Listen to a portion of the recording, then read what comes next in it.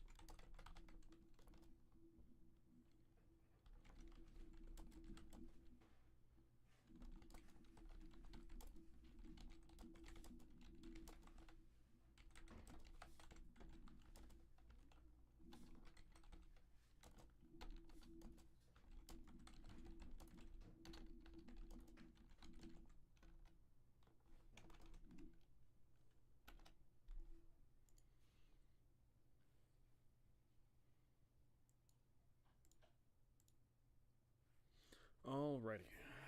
Alrighty. Golly.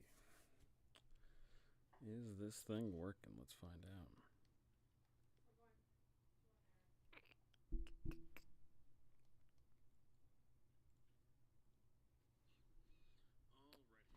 Alrighty. Voice coming in good. Good stuff. Alrighty. Let's go. I'm ready for no fun. Well, you're going to be in shock here because I aim to deliver exactly no fun at all. How's it going, Overboard? How is it hanging? So, first off, I got a cat, and that cat has been causing me to not get any work done at all whatsoever in regards of everything for the past week that I've now had this cat. I have not had any free time at all whatsoever to work on any of my videos, any of my content. I haven't run any of my games at all since I've gotten this cat. This cat has just been consuming me. But after a week, the cat has finally settled down a bit. Been feeding her 4 times a day. It's been quite an epic endeavor, but I'm finally getting to a solid point where I can finally sit down and, actually get to working. Just finishing up the workday, have a couple hours left. Well, it's a good way to slack off by hanging out in here. Alrighty, so I've got some domain rules to write up. So what I'm going to do is I'm going to write them up in Word document, and then I'm going to transfer them over to my PDF that I'm going to be making as well. Hi, dear. Could you explain all about inspiration in D&D? I'm not sure how to use it. Thanks. How's it going, John? So, inspiration is a strange term that is used in D&D because it is multifaceted. There are several instances of the word inspiration in the text. I am more than willing to bet you're not talking about bardic inspiration, though. I bet you're talking about the idea of D&D inspiration in regards of the meta currency. So by its nature, inspiration is a meta currency. It is a item that is given out not to the character, but it's given to the player. When the character earns the magical item, the character is earning that. When the character earns the gold, the character's earning that. But inspiration is not something that is tangible to the character. Per rules is written anyway. I'm sure you can come up with some in-game reason why there is a physical object in motion or some magical device or something where there is inspiration. But ultimately, inspiration is a meta currency. Now, typically how it's done is you reward players for doing good things. And when I say good, that is subjective. That good thing could be playing up to their character. That good thing could be, doing an awesome thing, using a spell a certain way, using a feature a certain way, going off and doing something unexpected. Whatever the case may be, you typically reward them with inspiration. With the newest edition of D&D, and also even in 5e, there was also several features where your character would earn that meta currency, which is very strange. I think there should be a separation between character earned meta currency and player earned meta currency. I think there should be a separation of the two. But ultimately, what it's supposed to be there for is it's supposed to reinforce and encourage players to play the kind of game that you want to run. If you run a game where you want a epic, heroic, action, high octane, epic adventure where there is political intrigue, and your players are playing into it, they're getting into the serious role play, and they're doing epic fights, then whenever they do those awesome things, you reward them with that meta currency of inspiration. However, conversely, if your players sign up to play that, political intrigue, high octane action adventure game, and they start, mumbling about and doing nothing of substance, then you don't reward them with that inspiration to further reemphasize, oh hey, we are trying to play a certain game, to earn inspiration, you have to play a certain way. And inspiration is definitely, I know, a hot topic for some because, let's be honest, a bunch of TMs forget to use it, a bunch of players forget to use it, a bunch of people forget to use it. But I think it should be there. I think it should be present. I think one way to really keep it in the game is you start off the session with 0 inspiration, you end the session with 0 inspiration. The inspiration goes away. So if a player earns inspiration at some point during the session, they have to use it during that session. That is ultimately what I've got to say. And I'm apparently too quiet, huh? Is this any better? This any better? Shoudiversy, howdy. How's it going, Shoudiversy? Oh my, you should stop using inspiration and use the Tales of Valiant luck mechanic. It's awesome. Whoa, $5 from Shoudiversy. I appreciate your hard work. New DM and your videos were very helpful. Homebrew is fun, but harder than expected. It absolutely is. Thank you so very much, Shoudiversy. Thank you so very much. That is incredible. You are keeping me off the streets for one day more. Thank you so very much. That's going directly to the chair fund. For those of you that don't know, I am chairless. I'm sitting on the ground right now. I'm a hobo. Thank you so very much. So, ultimately, going back to the inspiration, use it as a meta currency to encourage players to do awesome things, and, gives them a benefit, a bonus. Typically, that bonus is advantage, but there's other fun ways you can do. There's things where you can force opponents to have disadvantage. You could have it be you roll multiple d4s or d6s or whatever's. There's a bunch of ways you can use inspiration as itself, but ultimately the big idea with inspiration is earning it. Earning that inspiration should be the big deal. So I hope that cleared things up, John. Much better. I'm a big fan of Pwn. I'm not a fan of that guy. Chair fund and then second monitor fund. Caliber, once again, I see all these other D&D YouTubers. They have these incredible setups. They've got multiple monitors. They've got all the LED lights. They've got all these things. I am sitting on the ground. My TV is across the room from me. I have a green bed sheet that I have to dangle from my frickin' ceiling because I don't have a green screen. I've got a green bed sheet. So I am, without a doubt, the most ghetto of all the D&D tubers by a significant margin. Thank you, Random Man. You are really cool too, Bernardo. Don't lie to him. Pwn, don't lie to him. Alrighty, so let's get down to business to defeat the nuns. So ultimately, today I'm going to go over and create here my settlement rules for my old school games.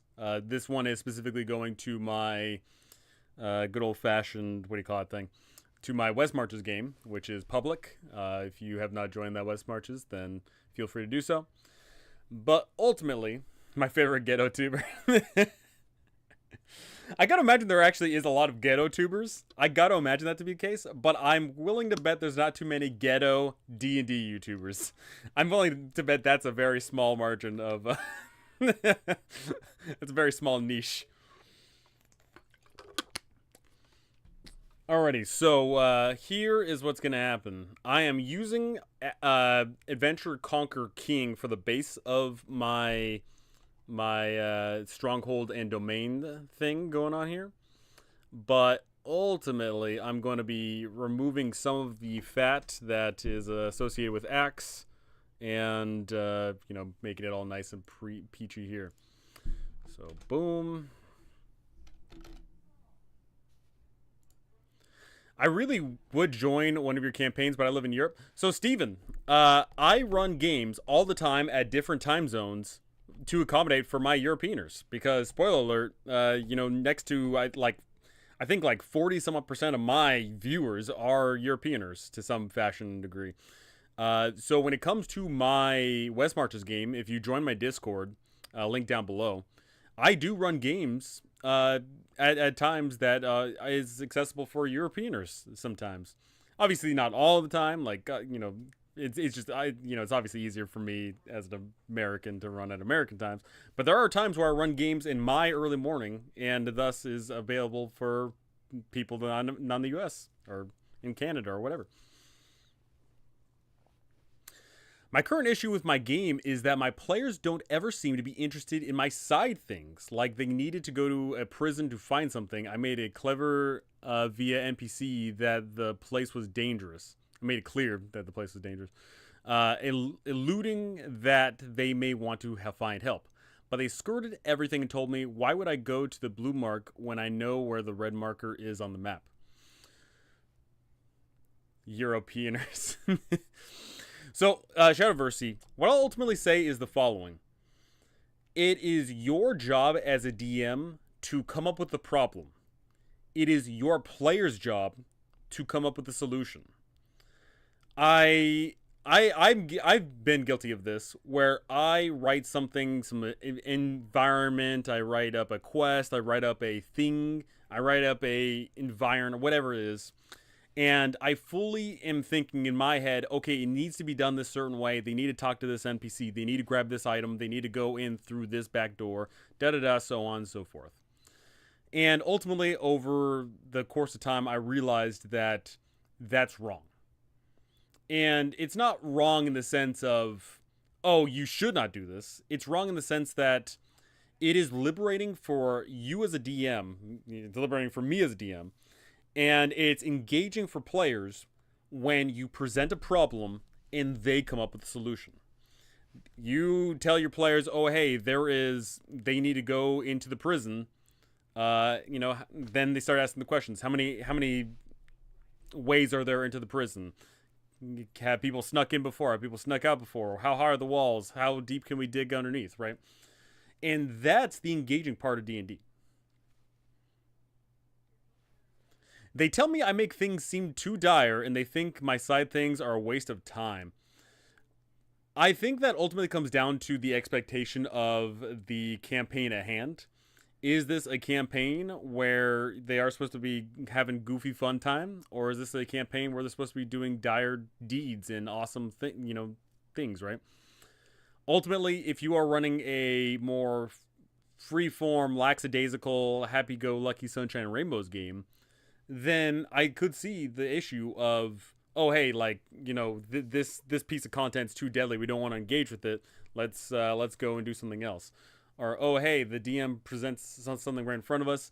We should skirt around it, right?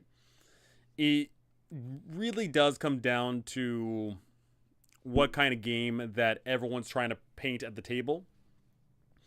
I think ultimately one of the biggest issues with it as a DM is painting that picture for the players.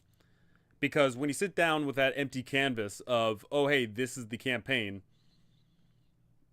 then you already have a vision in your mind. You're thinking to yourself, okay, like they're going to be going here, they're going to be doing this, they're going to be interacting with these people, but they don't know that yet.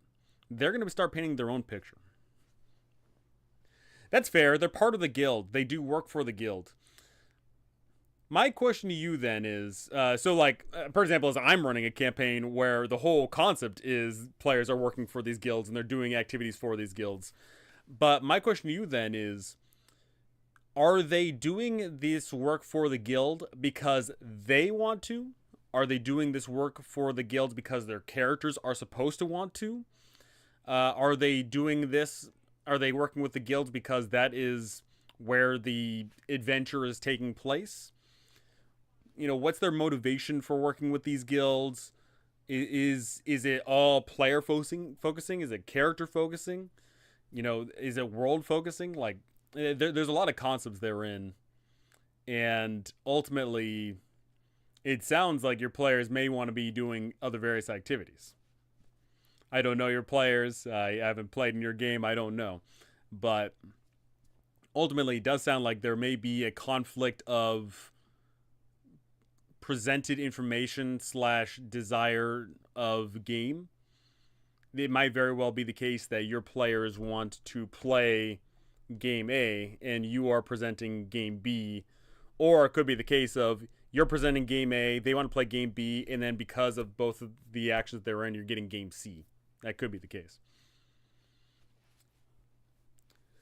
Started out doing things for the guild. Now they use the guilds as the main good over the kingdom's problem. Well, they went to the prison and seen it was guarded by a red dragon.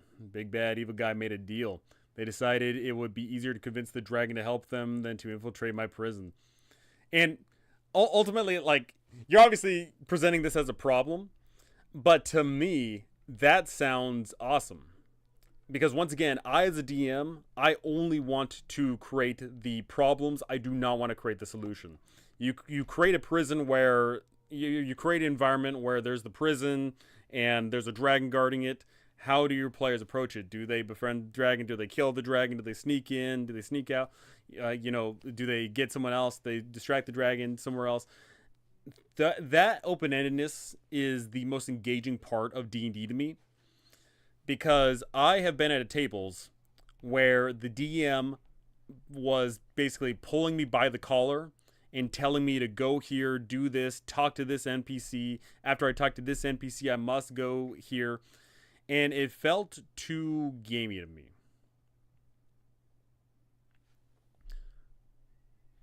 I played tabletop role-playing games to not know what's going to happen next. And I suspect that your players may very well be in that same situation. It sounds like they are the kind of players that if they were to show up to a table where there is a prescribed story, a prescribed dungeon that's extremely linear, a prescribed, quest at hand, then they might not partake in that all too well. But it sounds like you just need to create a sandbox for them to play around in. They talk to it, and now the dragon has a backstory it didn't before. That's awesome. I dig that. I am the dragon. Exactly. That was my last session with them. Yeah, it sounds like it's a back and forth, right? You create an environment and you create a problem. They create a solution, and through those solutions, it creates new problems, right? Like they befriend the dragon. Okay, there's absolutely gonna be problems if they're now befriending dragons, right? There's going to be a problem now that they're friends with the dragon, and it may or may not be guarding that prison anymore. It's frustrating to me as a DM with my knowledge of if you had just tried talking to any of these people, this wouldn't be that hard. When I get told the thing needs done, it seems impossible. It's going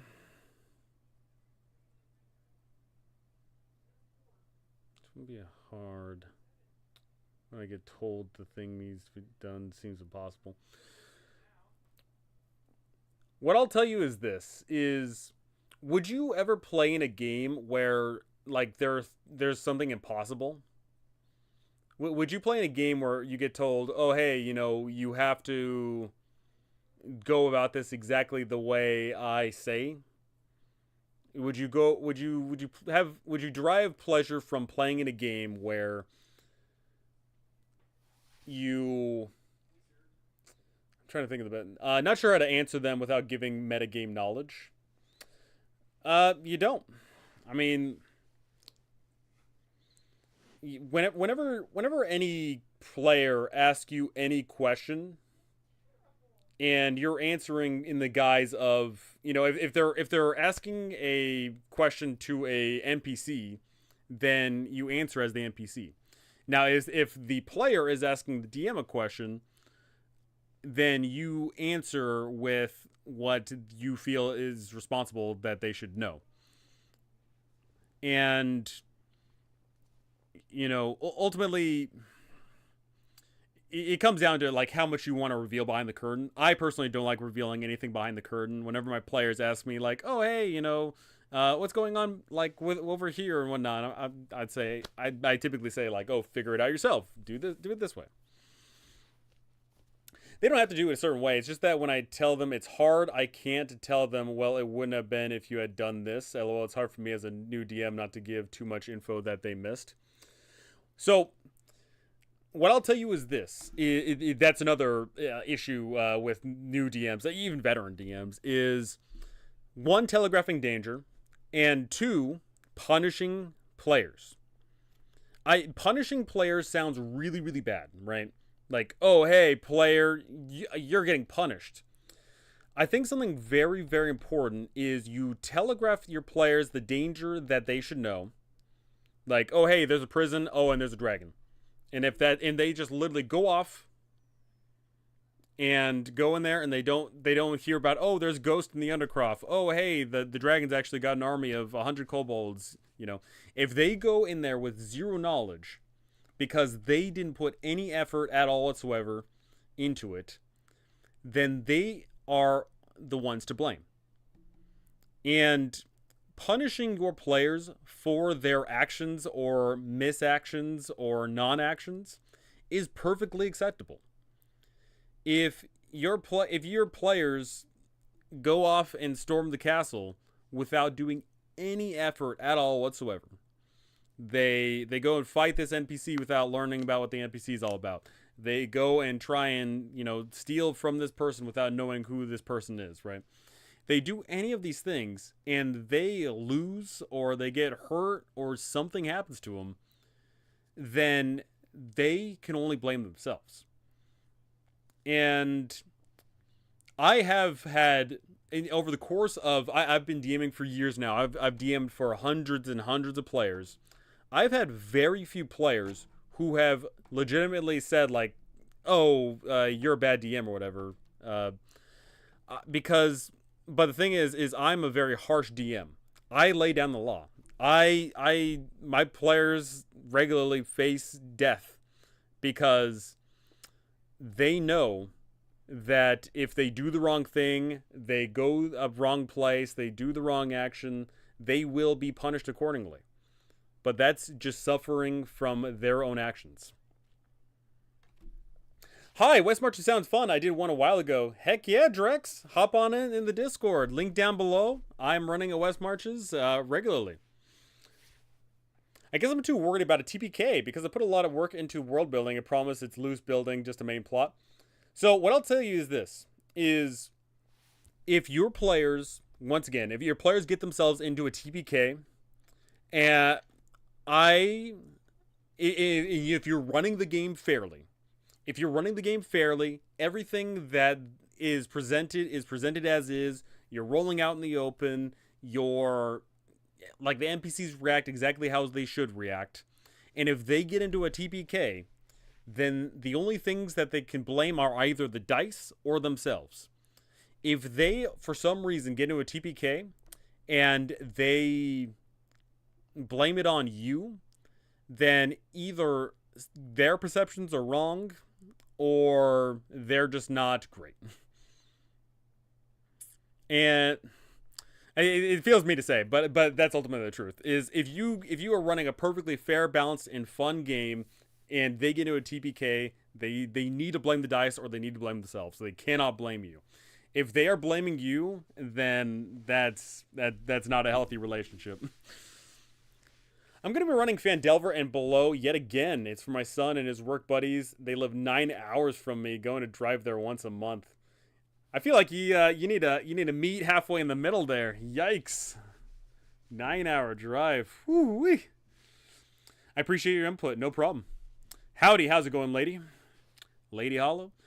Dr. Klopp, No Fun's West Marches is deadly, but it's balanced by No Fun's inability to win initiative for any boss fight. Fair enough.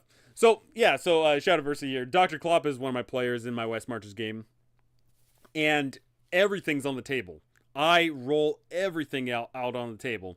Oh, hey, every 10 minutes in the dungeon, I'm rolling a dice to see if there's a random encounter. Okay, I roll to see how many of them show up. I roll to see how far away they are. I roll to see if they're surprised. We roll for initiative out in the open. Oh, if there is multiple people that they could attack, I'm going to roll to see who they go after in this particular circumstance. And even though there's been a couple of deaths in my West Marches game, like one or two. There's been a one or two, or maybe like 20 or 30 deaths or whatever. Ultimately, no one is complaining that the game is unfair because it's out in the open. If someone dies, it's because they got unlucky. It's because they didn't do the right thing. It's because they touched the thing they shouldn't have touched. You know, there's a whole bunch of various factors to it. And it's okay to have a TBK. It's perfectly fine. Part of the game. I put my players in an underground arena beneath the Abbey in Curse of Strahd this weekend and made the Abbot a fallen angel. Had Strahd watch the fight. It was funny as hell. I just imagine Strahd just sitting there with some popcorn, just being like, good, good.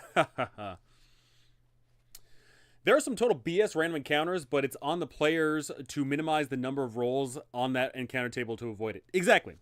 In particular, my West Marches game is playing on the idea of the mythic underground.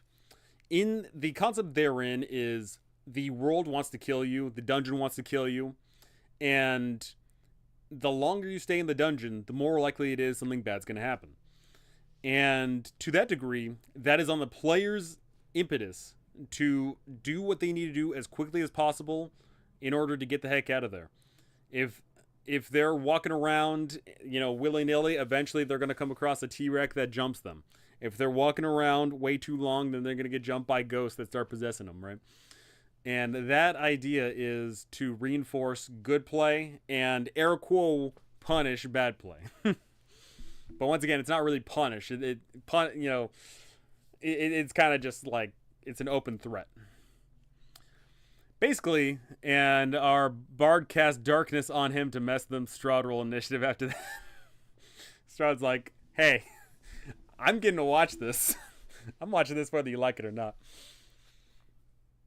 Alrighty, so continuing on, I'm going to be taking here some more stuff.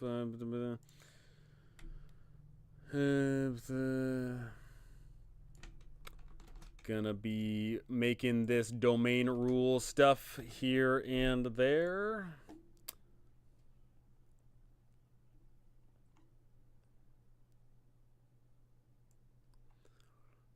Okay.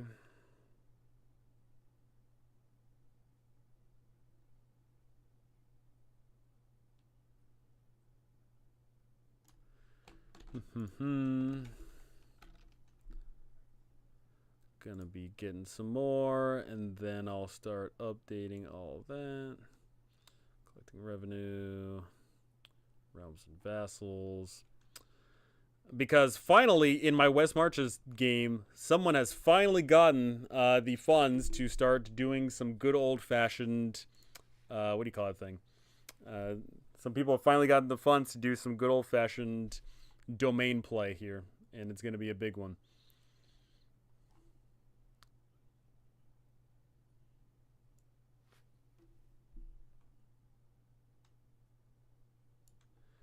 Alrighty,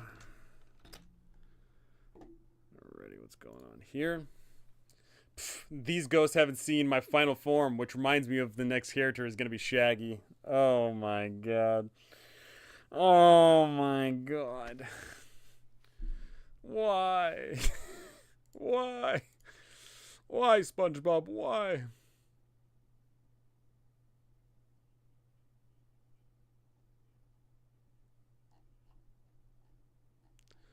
Did I grab that?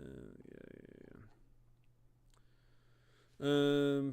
Garrisons and morale. Growing the settlement. Row, Raggy.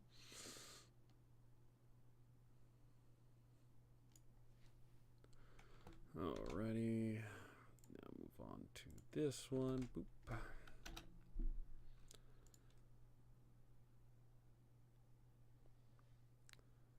Keep the peace.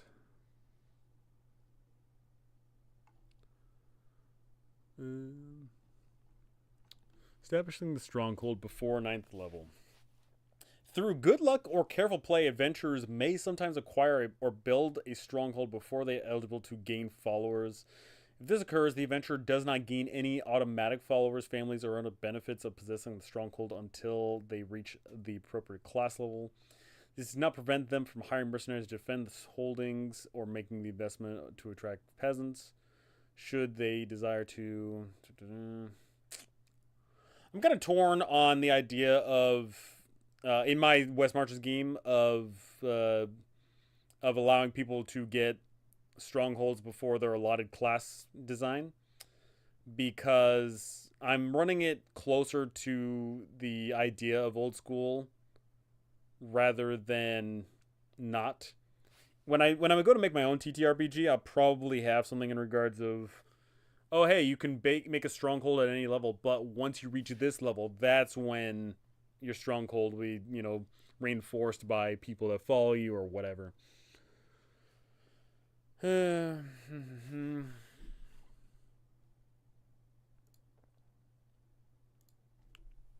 Out of curiosity, but which campaign are you currently DMing other than the West March?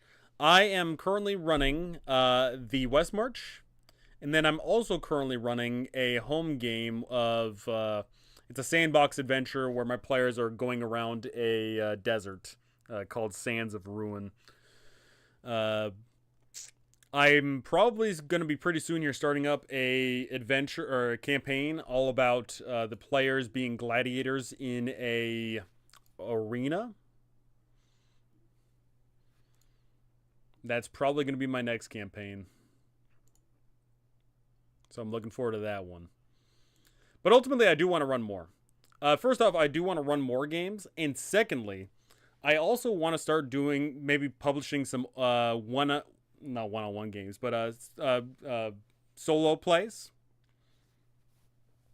I'm probably going to be doing some solo plays in the future. Maybe not on this channel, but maybe I'll start up a new No Fun Plays channel and post some of my games on there. Maybe I'll start recording some of my West Marches, my one-shots, my my solo games, because I'm really interested in all that stuff.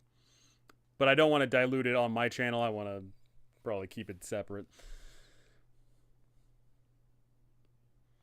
Okay, anything else I need to do?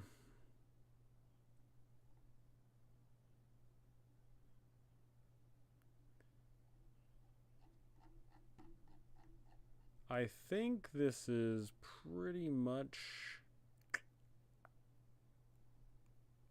everything I need. I think. Time to start pouring through. Alrighty, first off, oh my sweet lordy. This came out to 3,000 words. That is a lot. Fingers crossed for the arena game. I've barely touched up on like what the idea is going to be, but ultimately my idea is it's probably going to be something along the lines of Spartacus. My idea being there is that or maybe Gladiator as well. The idea being is that the players start off, they're gladiators in the arena, they're doing what they need to do, and then it becomes more along the lines of, oh hey, there's also like the political intrigue, and then there's also the like faction play, and there's also, okay, eventually we're no longer gladiators, we're doing other things too. So I'm looking forward to that. I like the idea of being able to make a stronghold, even if it doesn't specify it. Maybe classes that do have it as a feature should get some bonus to their strongholds. Yeah, Caliber, that's probably what I'm going to be doing for my TTRPG in the future, where like anyone can make a stronghold. But like if you're the cleric, oh hey, your thing is ordained by, your god, and you get special bonuses. Oh hey, you're a fighter, like fighters love to work under you and they get a bonus. Oh hey, you're a thief. Oh hey, you get a lot more like, seedy individuals showing up to your place, Do you typically run 50-50 RP to combat or heavier on the combat? So Lady Hollow, I am very much so of the 3 pillars of D&D being combat, exploration, and social interaction. My favorite is social interaction. Number one, easily my most favorite. That is why I play tabletop role playing games, is for that social interaction. Then my second favorite pillar is exploration. I love my players exploring the unknown, delving into dungeons that they've got no idea what's going on. I love exploration. Combat is, funnily enough, my least favorite of the pillars of D&D. I find that there are two ways to look at combat. Combat can either be war or it can be sport. If combat is war, it's supposed to be deadly, it's supposed to be dangerous, it's supposed to be scary, it's supposed to be quick. But if you want a combat for war or combat for sport, then it's, oh, hey, I cast my awesome ability that makes me look cool. Oh, hey, I beat that big bad boss even though I'm, a nobody, right? And ultimately, I find that I don't want combat to be sport. Which is ironic because I am just about to run a gladiator game where the combat will be sport, but that'll be its own separate thing. But ultimately, I love RP, and it's not that I dislike combat, it's that I find that combat isn't as engaging for characters. When you're a character and you're doing social interaction, you are playing your character up, you're saying what the character would be saying, you're doing what the character would be doing.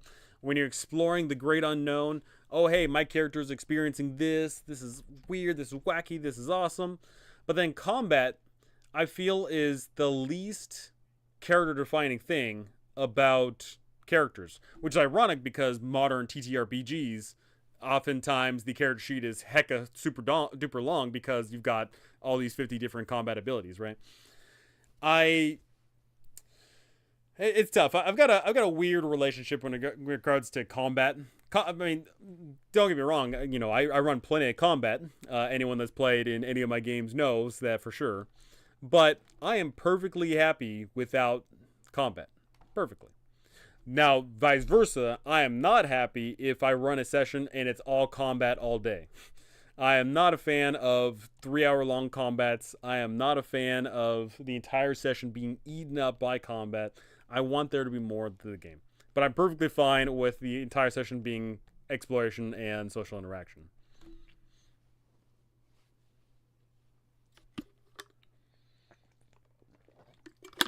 Haha, interesting. Arena TTRPG should be fun to build. I'm not building a TTRPG for the arena one. My TTRPG, I'm building several, but like the one I'm really focused on right now is fairy tale themed. But but I'm looking forward to that for sure. My favorite is combat, exploration, then interaction. I don't have enough voices. I'm no Matt Mercer.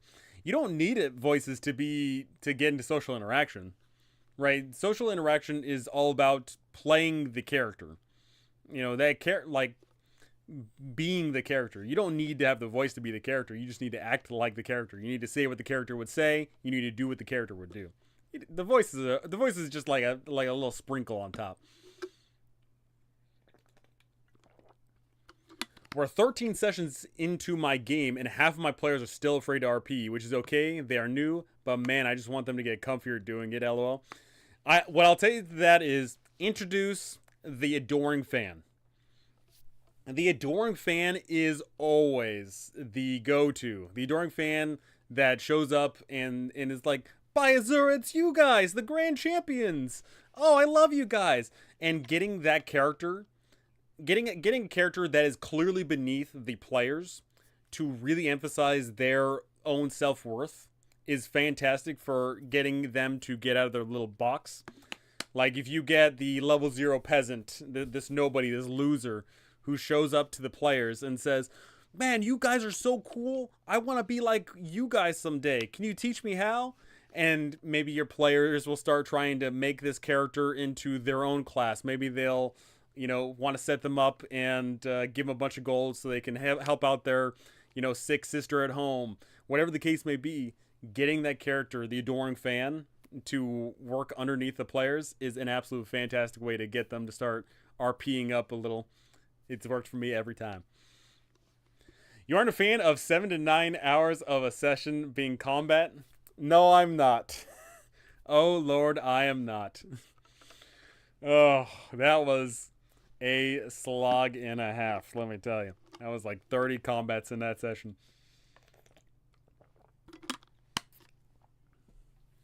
Oh, I see too many brought up at once. Oh, I've got too many things going on, and mind you, this whole week I haven't been able to do anything because I've inherited this cat that I found in my backyard, and for a whole week straight I've been having to cuddle this thing, carry this thing. The cat is super duper people friendly. I have to hold it. The cat actually gets pissed if I don't carry her for a while. She's sleeping right now, so I don't have to worry about that. But when she wakes up, I know for a fact I'm going to have to sit here and cradle her like a little baby. Yeah, she's eaten up so much of my free time. I haven't gotten anything done. I have a problem with my PCs, which are 7 people, with being too strong and the struggle with scaling combat encounters. Do you have any ideas how to scale it to solve that? My solution is the combat encounter cannot just be one-dimensional. The players versus the monsters, kill them all.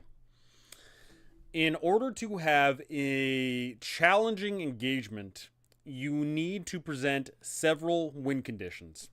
So with 7 players, like this, good number, they're in a tavern and they're chilling the tavern, they're drinking, they're having a great time.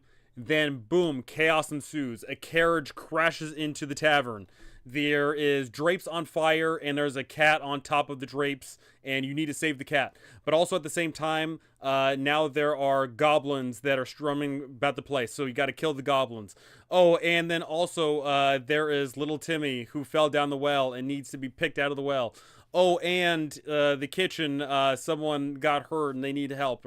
And there's civilians that need to be pulled out of there. And presenting a number of, oh, hey, this needs to be done is the way to go. I hate to break it to you, but I assume you're playing 5th edition, Steven, or even if not 5th edition, then 5.24, D&D Next or whatever you want to call it. Then, unfortunately, the only way you can have combat be us versus them, the win condition is to kill the monsters and make it scaled up to 7 players that are min-max to a certain degree. You have to pour in a bejesus ton of monsters and a ton of strong monsters. It can't just be, oh, hey, the book recommends during this adventure they go up against 2 of these things. Now they go up against 3 of these things. You have to add significantly more to the engagement, and you got to build them up higher. You got to build both wide and high. But if you do the thing of presenting multiple conditions that need to be solved, there you go. It is doesn't matter how good you are at combat, you need to save that cat from the drapes or else it's gonna get burned. You need to pull little Timmy out of the well. You need to do X, Y, and Z, right? You basically have to present a very dynamic area where they have to split up. They have to divert their resources. They got to do something. Thankfully, one of my other players is a veteran DM, and he knows how to get them out of their shell a little bit. That's good. Oh, you just gave me a great idea. Thanks. No problem, no problem. Alrighty, so let's see here. I got to start going through and cleaning this up. And then I'll be, once it's all done up, then I will be able to...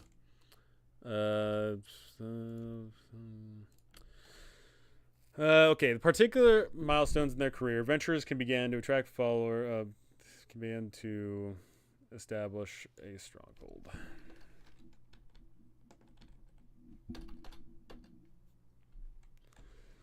The type of stronghold, the level required, and the number of type of followers attracted is defined by the character's class. The stronghold by class table somewhere. Okay, I'll get rid of that. To begin, to establish a stronghold, the adventurer must first secure a land known as domain. The minimum size of the domain is 1 square mile. The average domain size is 32 square mile. 1 6-mile hex on a standard wilderness map. While the maximum size of the domain is 500 square miles. Goodness gracious. Or 16 contiguous 6-mile hexes. Thanks for the advice. No problem. So yeah, well, once again, when it comes to the 7 players that are min-maxed, it's just combat. there is you're playing a different game when you have 7 players that are min-maxed versus 3 or 4 players that are not min-maxed. You are truly playing 2 separate systems at that point. If you're running the 3 to 4 players that are not min-maxed, then you can throw a standard and counter them, it's no problem. But 7 players that are min-maxed, oh my lord, you have to throw the whole kitchen sink at them. It is outrageous. Like, I'm trying to think of like some of my more fun, like engaging scenarios, like one being, oh hey, you're in town and you're in the middle of town and oh hey, that building's on fire. You got to help put it out. Oh hey, there's some ghouls that are zombies trying to fight these people in this alleyway. Oh, and over here, this dog is freaking out. The bell's gonna fall down on top of this dog in 3 rounds, and you know, and every single time you put like one of these, it makes a very engaging environment. Like, I promise you, you have those 7 players, and you do 3 or 4 of those. Then they're gonna be engaged. They're gonna be like, oh hey, like, you know, I'll go fight the zombies. You go put out the house fire. Okay. Oh, you got to figure out how to stop the bell from falling. Oh, you got to get the dog out of there. Oh, you got to do something, right? That's engaging, right there. You know, once again, I'm not necessarily against combat, but once again, I find that is just way more engaging than just, oh hey, you know, 20 zombies are dropped in front of us. Let's go and kill them all. Like, presenting those kinds of environments is very entertaining. Alrighty. Domains of land are classified as either civilized borderlands or wilderness areas. New lease will develop 50 miles. Newly secured domain will be borderlands if it is within a 25-mile radius. Explorers must have borderlands or wilderness domains. Explorers must have fastness walls. Only built. I don't care about that. I don't care about that.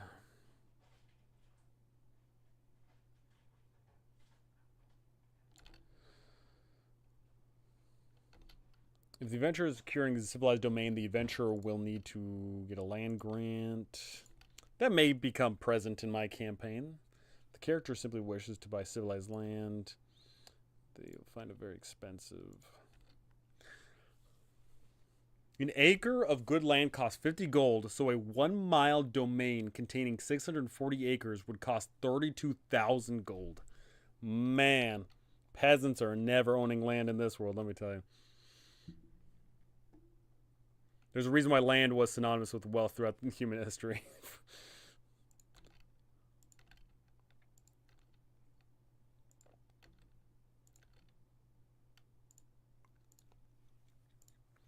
Alrighty, when the domain is first secured, roll 3d3, total rolled. All land is equally valuable.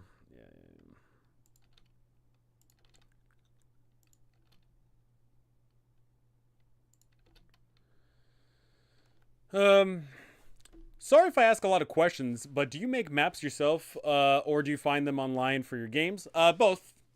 Well, first off, I do 3 things. 1, I run a bunch of theater of the mind, and thus screw maps. Who needs them?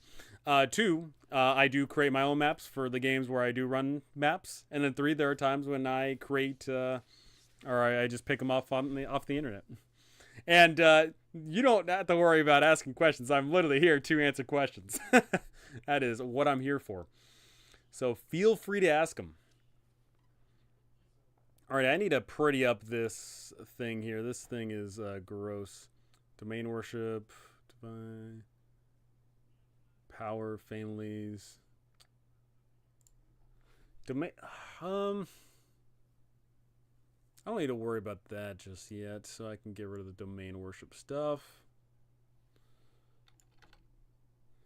Establishing the stronghold. The adventurer must now decide whether or not wishes to secure it.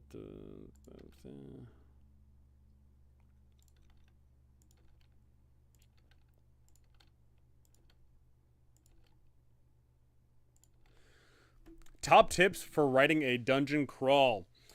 My quick 3 top tips for writing a dungeon crawl is as follows. 1, multiple access, multiple entry, multiple access, looping corridors. If you have a dungeon crawl just be a flat linear, you go from room 1 to room 2 to room 3 to room 4, then your players will subconsciously know that there was no decision making, no decision planning, no nothing. They are playing to a script. So if you create a dungeon crawl where it is, okay, they definitely go to room 1, but then once they enter room 2, from room 2 you can go to room 3, room 7, or room 12, like four-way corridor, let's say. Then they feel like they've got options. They feel like they've got control. They feel like they have agency. And that's ultimately what a lot of players want in their games, is they want agency. So tip number 1 is give them that agency by allowing there to be multiple access ways, multiple entries, whatever the case may be. Number 2, keep it thematic. Sometimes the theme can just absolutely be wacky-go-lucky, happy, sunshine and rainbows. But other times, you want to keep it consistent. And sometimes that can be hard because you've got an awesome idea. Like, oh, hey, I know this can be like an orc dungeon crawl, but what if I put this other thing in there? Doesn't matter. Just keep the awesome thing that would not make sense in this dungeon if it doesn't make any sense. Put it for another dungeon. Keep it consistent, keep it reasonable, and keep the theme on point, and your players are going to appreciate that theme going on forth throughout. And number 3 is provide multiple questions. Provide multiple problems. Dungeon crawl doesn't always have to be, I go in there to kill them all. Dungeon crawl can be answered with negotiation. Sometimes the dungeon crawl can be answered by leading the monster to a trap that was already in the dungeon. Sometimes it can be answered by a great number of things. And I'm trying to think. Prof Phone is one of my characters, and he went into a dungeon. And just recently, in fact, he went into a dungeon, and it was gonna be a fight. But then turns out, oh, hey, they actually started talking it out, and they negotiated a peace with the monsters. He went into another dungeon where there was traps all abound, and he purposely led the monsters into a trap. Provide a whole bunch of problems, but do not provide the answers. Do not provide a singular answer. Provide open-ended problems, and allow your players to come up with the answers themselves. So that's going to be my top 3 tips.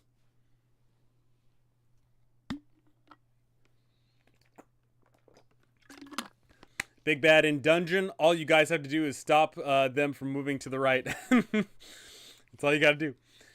Which system do you use for rewarding items toward your PCs in dungeons in an open world? Do you use the DMG system or a custom one? So Steven, I am in the minority on this. I roll for all my treasure. I do not provide the, oh hey, this special crafted item is just for you, player. And the reason I don't do that is for a number of reasons. 1, I don't want to have to think, because thinking is hard, me no think. 2, I feel it takes away a bit of the immersion if I go into the goblin nest and then all of a sudden, oh hey, when you go into that goblin nest, it turns out there's actually a perfect item for my cleric for some reason, and the adventure had nothing to do with gods or deities or clerics or anything. But then all of a sudden I get an item that's perfect for me. I feel like that takes away a little bit of the immersion. But ultimately, I roll for all my treasure, all my loot, all my swag, because it presents a whole bunch of fun encounters where my players get something I didn't proceed to think that they were going to get. They get something that they not may be able to use now, but they may be able to use it later. And once again, it is also very player facing in that I tell my players, hey players, I do not know what the heck you're going to get. They will face a ritual at the end. It's a PC arc, and the middle bit is where I'm hitting writer's block. Well, that's helpful. Yeah, so one thing I'll say is so having a dungeon where they need to get to a certain room, that's perfectly fine. But what I will say is have there be multiple avenues to get to that room. So that way, once they do get to that room and they do the awesome thing, they stop the ritual, whatever, they will sit there and tell you, "Oh man, that was awesome." Like we could have approached that a number of different ways. They will greatly appreciate that. I know as a player, if I go into a dungeon and I know I got to go from room 1 to room 2 to room 3 to room 4 and so on and so forth to get to the finale, it feels very prescribed. It feels very like, comic booky. I am following the script. But if you allow for multiple avenues, multiple approaches, multiple solutions to the problem at hand, then it feels like I did something. It wasn't, "Oh, hey, you made me do something." It was I did something. And that's awesome. I think my cat woke up. Let me double check.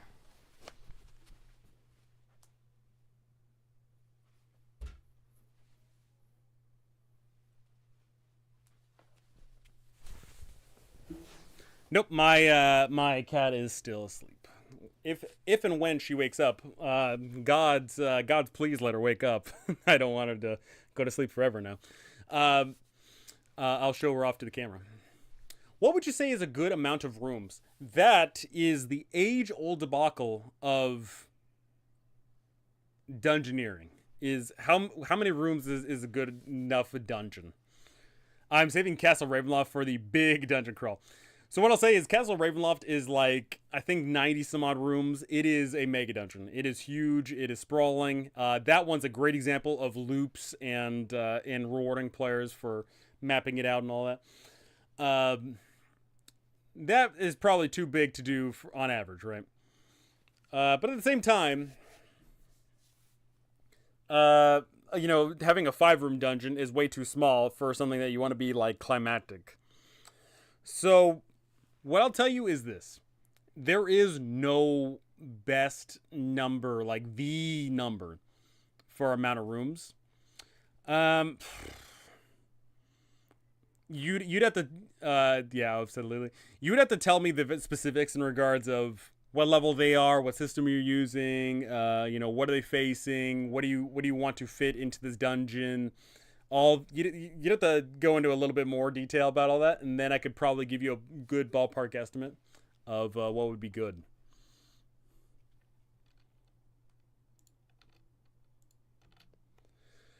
Alright, the adventurer may not decide whether and must now decide whether to establish a stronghold. Mainland revenue low.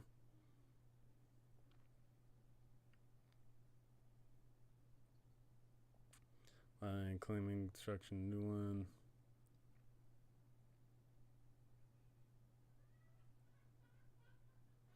Drawing up plans for stronghold, note that different kinds of structures have different thickness. Most buildings have walls 10 feet thick.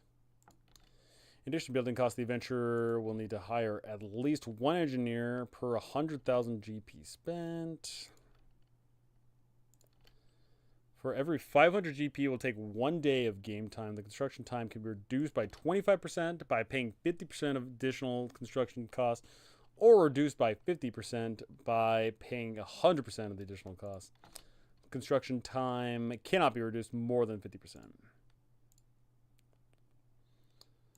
Base minimum stronghold.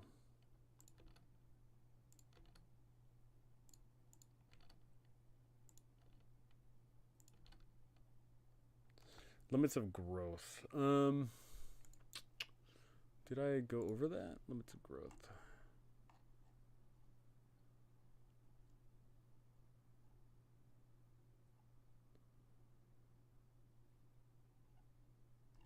Where the frick is this?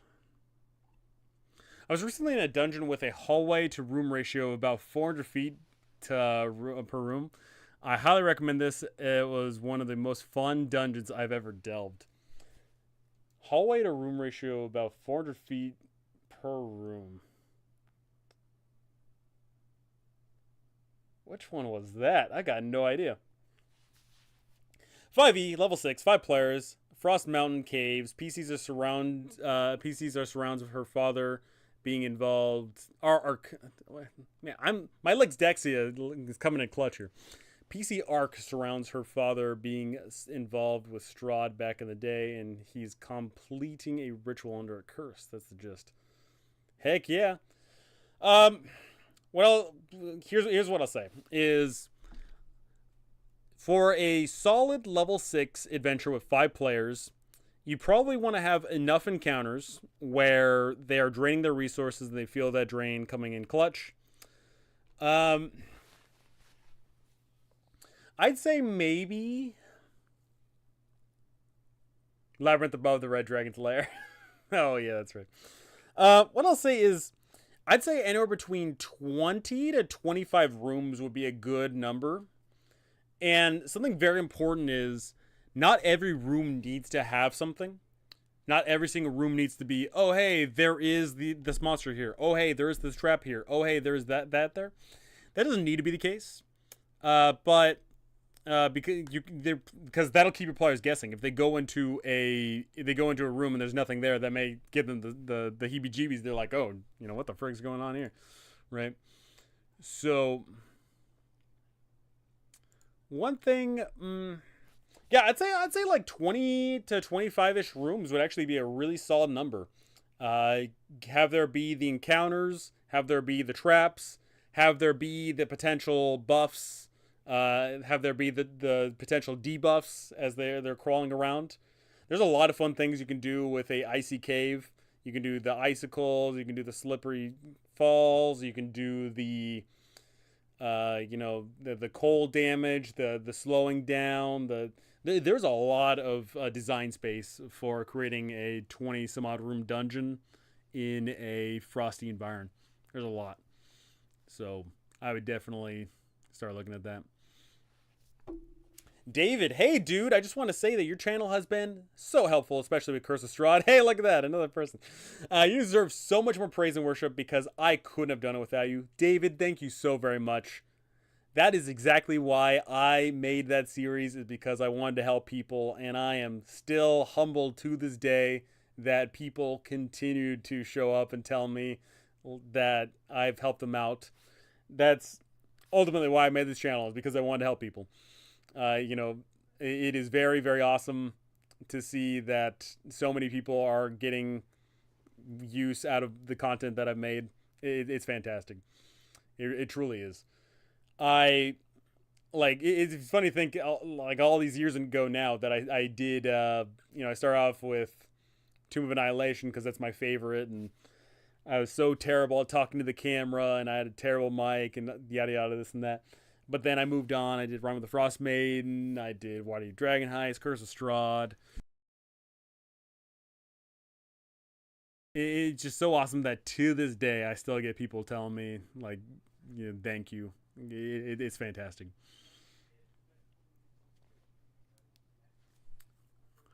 Cool. Thank you for your input. No problem. No problem. You have Curse of Strahd content? I do. I put out 51 whole videos on that Curse of Strahd. So much. It's funny because, like, all the other adventure modules, I did anywhere between I think like 10 to 30 videos per adventure module that I covered. But Curse of Strahd was 51 because it is just so expansive, so huge. And I also did, for that one, I did 3 whole interviews with very prominent members of the community. I did a interview with Dragna Carta, who put out one of the biggest pieces of content for Curse of Strahd. I did an interview with Mandy Mod, who, once again, she also put out a ridiculous amount of content for Curse of Strahd. And then I also did an interview with good old-fashioned Strawberry. And that one's actually been, for some reason, in the past month and change, that individual video has gotten a bunch of views, which is very, very interesting. All in all, my Curse of Strahd videos have been getting a ton of views recently. I don't know what is going on that is causing so many people to start showing up to play or run Curse of Strahd, but here we are.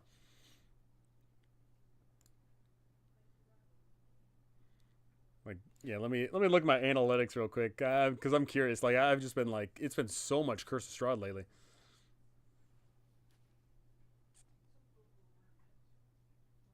Yeah, that's just so weird. Looking through, I've been getting a ton of views on Curse of Strahd, ton. I don't know what the heck's going on. I'm wondering if people are running it for the new edition. I've got no idea. I've got absolutely no clue, but it's awesome. It's awesome to see. Alrighty. Okay. Well, see limits of growth. That's what I was looking at. Limits of growth. Um, limits of growth. Where the frick is that? Limits of growth. Is that? Oh, I found. I found it. I found it. Curse Rod is used as some examples in the new DMG. Could be why it's picking. Wow, that's actually. I totally forgot about that. Yeah, that's probably what it is. Honestly, that is probably what it is. It's funny because like Curse of Strahd is just seen as like the quintessential best 5e adventure module, and I think it is good, but I still ultimately put Tomb of Annihilation as the number one best adventure module. But people love them vampires, people love Victorian Gothic, people love the Mist.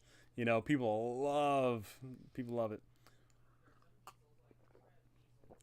Are you planning on making DM guides for future D&D adventures from Wizards of the Coast? Here's my inflammatory yet serious statement, Stephen. I will make adventure module guides for adventures. I will not make DM guides for stories. And what do I mean by that? The vampires and goth ain't never going out of style. No, they're never. They never are. So what do I mean by that? Curse of Strahd is an adventure. Curse of Strahd paints a picture of a sandbox environment with multiple towns and multiple quest lines and multiple NPCs in a castle, and it paints an adventure. When you look at the more modern releases, they create stories. So I was talking about this earlier, but much like how when you go into the dungeon and you go from room 1 to room 2 to room 3 to room 4 to room 5, that is not an adventure. That is a story.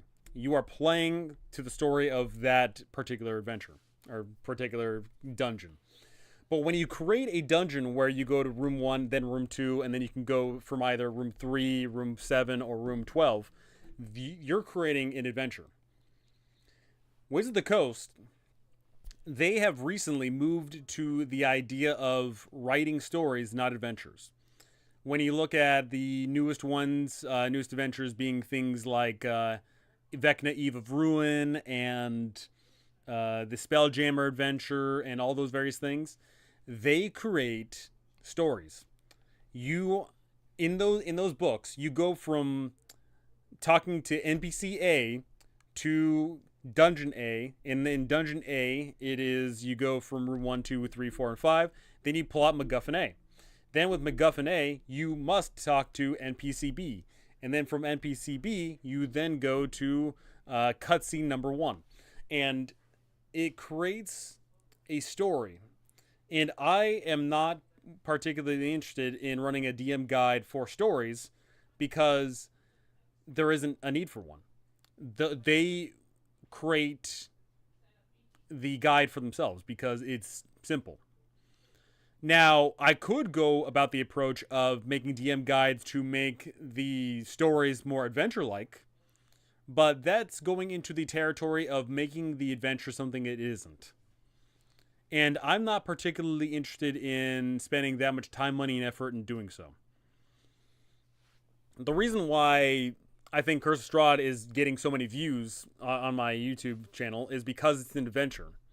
It's because when you go sit there and read it, you got no idea what's going on. You got no idea where you're going. You got no idea what the heck is all about, right?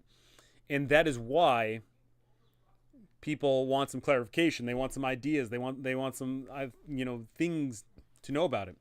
But I sincerely doubt that if I made a DM's guide like how I made all the other DM's guides, if I made that on stories, it would receive any attention at all. I sincerely doubt it. Now, if they make adventures, then all for it. I will absolutely cover them in all my knowledge and effort and doing what I need to do to make the adventure approachable for DMs. But if they make stories, then there's simply no need for me. Simple as that. And first off is we do know that the first adventure book coming out from them is an adventure anthology, which I know full well is going to be story-based.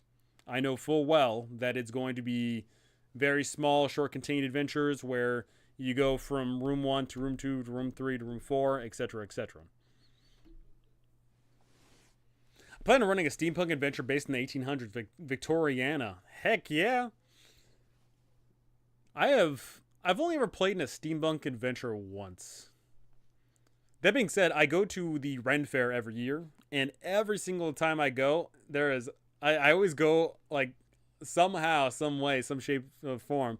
I always go on steampunk weekend, and like I don't have any steampunk clothes or anything. I always dress up as a pirate, but it's always funny that I always show up on steampunk weekend.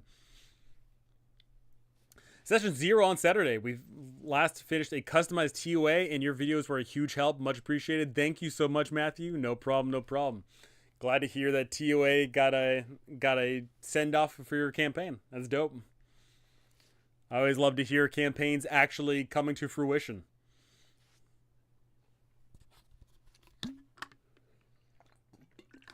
Why are they not making more sandbox like Curse of Strahd, which players and DMs like? So, here's the sad, unfortunate truth, Steven. When it comes to Curse of Strahd is the most beloved adventure for the 5e lineup.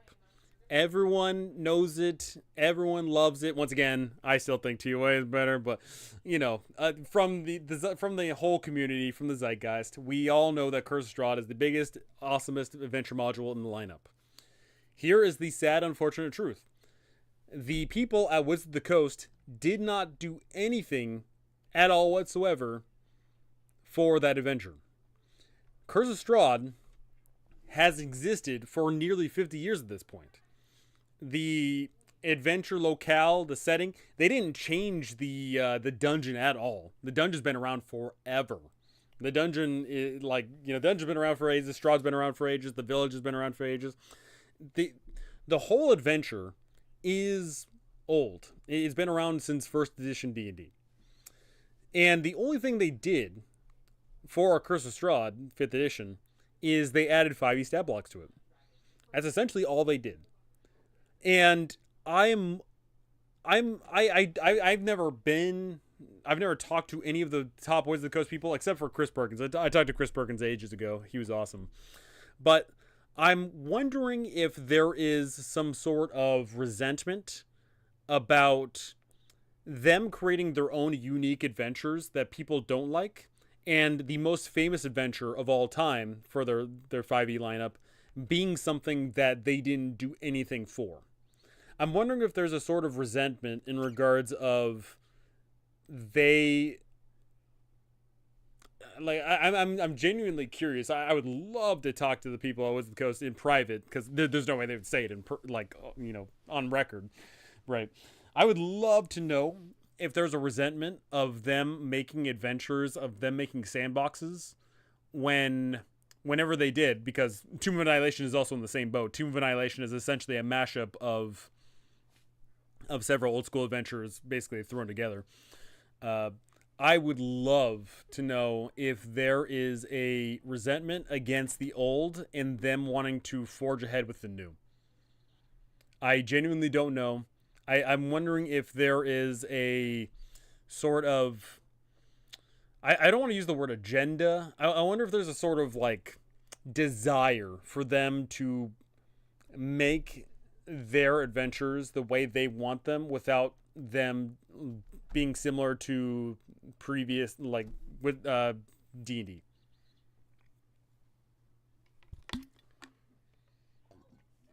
I'll have to check out TOA to run. Heck yeah, you should. Can definitely recommend TOA. I've run it for 3 groups. Everyone loved it. Same. What was my average run time of TOA? My average run of TOA would be probably close to... It'd be probably close to anywhere between 30 to 35 sessions, I'd want to say. My average runtime would be probably something close to 30 to 35 sessions of 3 to 4 hour sessions. somewhere around there. Obviously, experiences may differ. D&D is not a TV show. It doesn't line up like that. So two people can run the same exact adventure, but it's going to take two entirely different times. Is what it is. I see that you've done a video on the wedding at Ravenloft. Is that Wyatt Troll's guide? Have you ever talked to them? I have their guide, but their guide is very different from, say, Mandy Mod. I have not talked to Wyatt Troll. Mind you, I know Wyatt Troll's guide to the wedding is big, but spoiler alert, they're not the first person who thought of having a wedding at Ravenloft. Once again, because the whole Ravenloft thing has been around for nearly 50 years at this point. So I can't attest to them at all, but I will say I think it's a very climactic way to wrap up the campaign, or not. It doesn't even have to wrap up the campaign. That could be like a really high benchmark in the campaign for sure.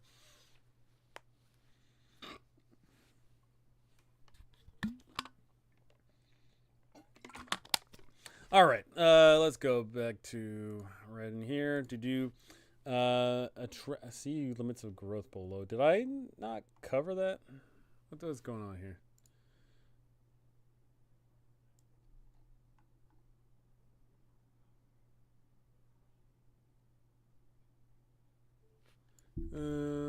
Okay.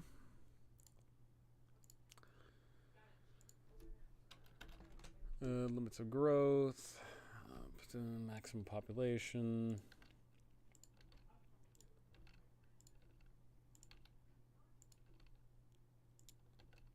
No domain can be larger than its. Oh my god. Stronghold can secure. I see.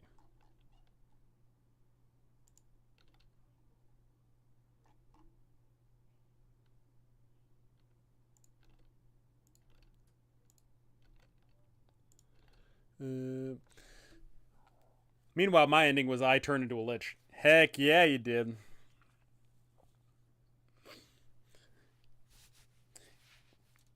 It's funny, like, I mean, Curse of Strahd is just Curse of Strahd's so good.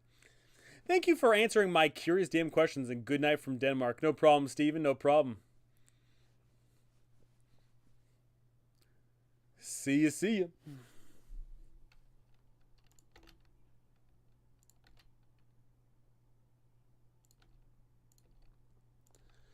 Alrighty. Classification and size of domain determines its maximum population.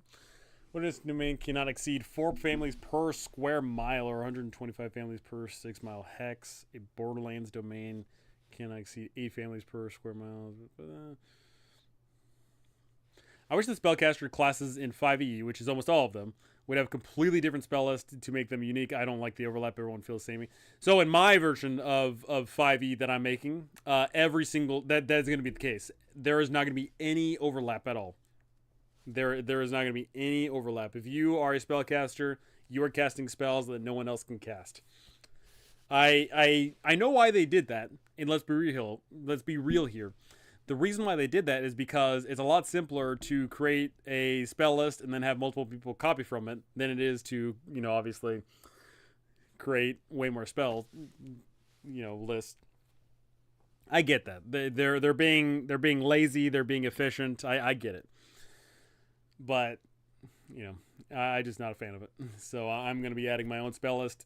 The wizard is going to have their own spell list. The sorcerer is going to no longer just be a wizard.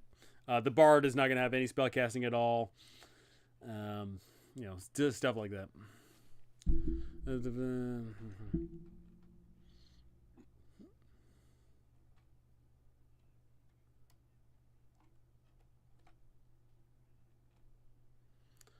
While the adventurer's construction domain around Stronghold slowly becomes settled by workers. Yep.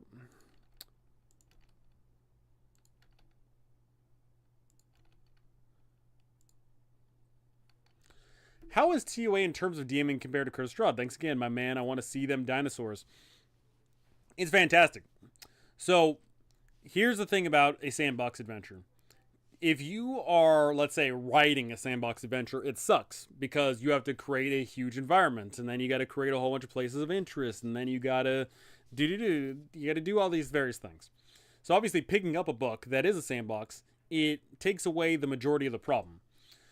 And TOA is so fantastic because you sprinkle in all these various ideas of, oh, hey, your players, you are going to the jungles, but how are you going to get there? Where are you trying to aim for?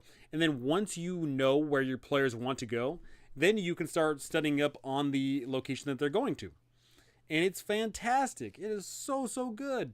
TOA is fantastic. I will sing to the heavens how amazing Tomb of Annihilation is as a product. It is so, so good. I love it. TOA is an adventure. It is not a story. It is an adventure. It's so great.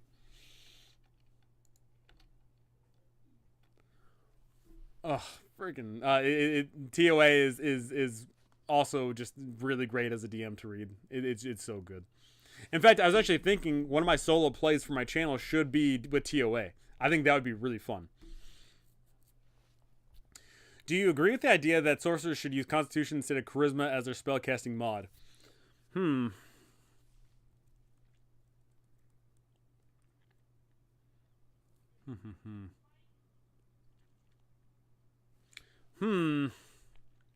Here's what I'll say. From my gameplay design choice, Charisma is overused. Let's be real here. Charisma is being used for Bard, Warlock, Sorcerer, and I feel like I'm forgetting another class. But ultimately, it's overused for a stat, and two, it's also it's overused as a stat for classes, and then it's also overused, I think, for players because a lot of players want to have a high charisma character. So I think it would be good to have it be Constitution.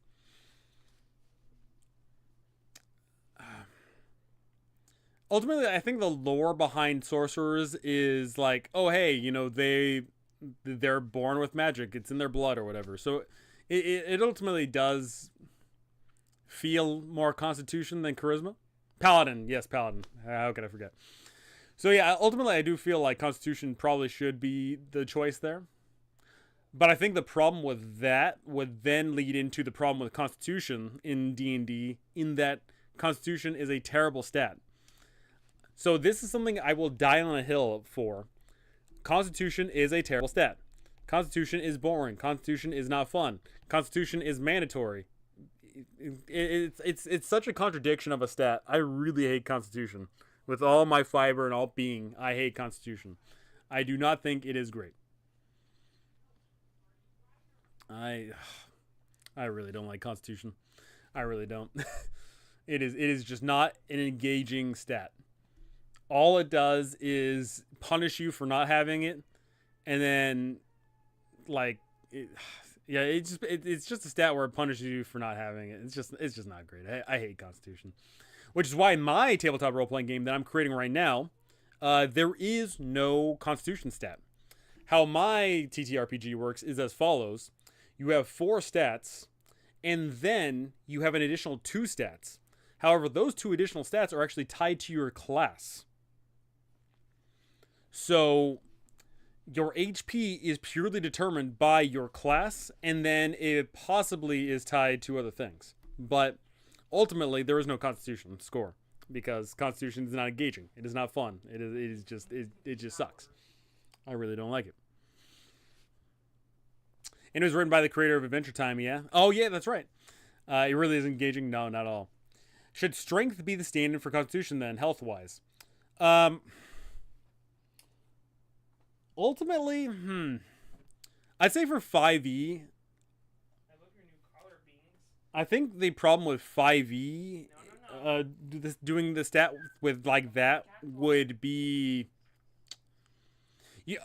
What I'll tell you is this: if we made strength the stand-in for health for modern TTRPGs like 5e, then what we would have to do is we'd have to come up with a new stat. Because 5 would be awkward, and strength would be too good then. Like right now, the problem with 5e is that dex is way too good and strength is garbage. But if you made strength be both strength and HP, then it would be go back to being good again. And once again, it would be severely punishing if you do not have it once again. So I think ultimately the problem just comes down to health being tied to a single stat. I think that's the problem. And also, I think my cat is up. Let me go ahead and bring my cat over.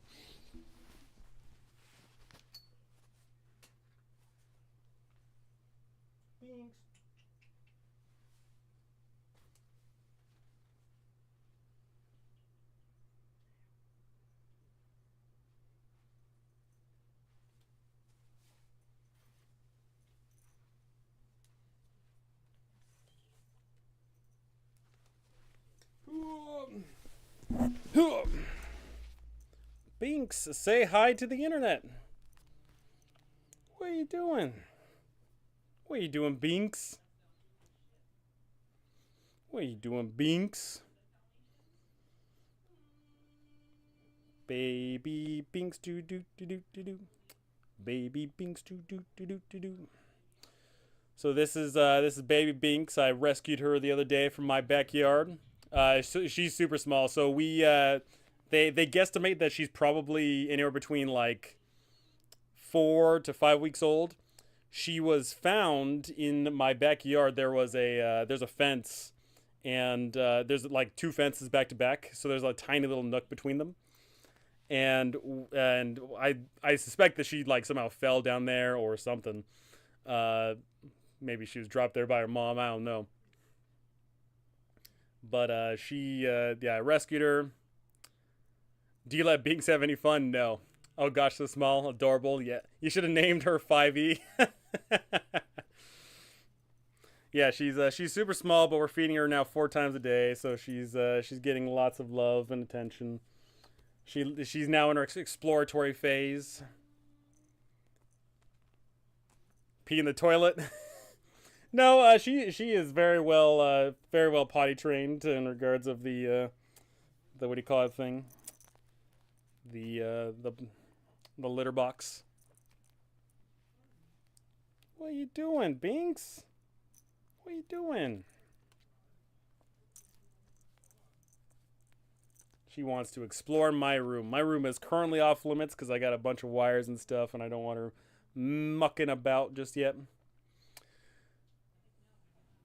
Looks like she might be a little long-haired when she gets older. I've got no idea. I have never had a pet in my entire existence.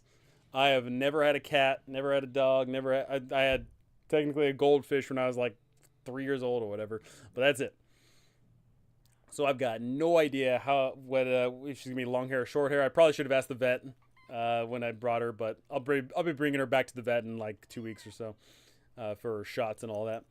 So I got no idea what she's gonna be.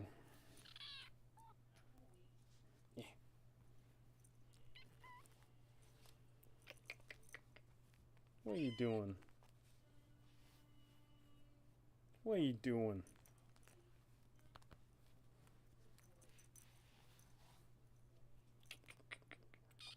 Yeah? She squeaks a lot. She is a very heavy squeaker. And she purrs whenever I look at her and I start scratching her. She purrs so heavy. She thinks she's so cute. She's got everybody fooled. Binks is adorable. I just rescued a kitten from my back alley. Also just joined your Patreon at silver level. David, thank you so very much. Thank you, thank you. Binks just made my day. She makes everyone's day, apparently. She has that effect on people. But David, thank you so very much. I will be. I've been extremely lax on my Patreon for the past year and change because life has just been getting in my freaking way. But I will be posting up there once again once I get back into the routine of things. Once this cat is more not rambunctious kitten, then I'll be able to really get the ball rolling on my channel. Cats love wires. They're good for their teeth. At least that's what they think. Yeah, I know there's a spray that you can get that makes things taste bad. I'm probably gonna have to get that. But oh, look at that. You think you're so cute, don't you? So I'm probably gonna have to get that wire thing to keep her in line. But she's very personable. She really, really likes hanging out with people. She is very much so. Let me. Where the frick is me at?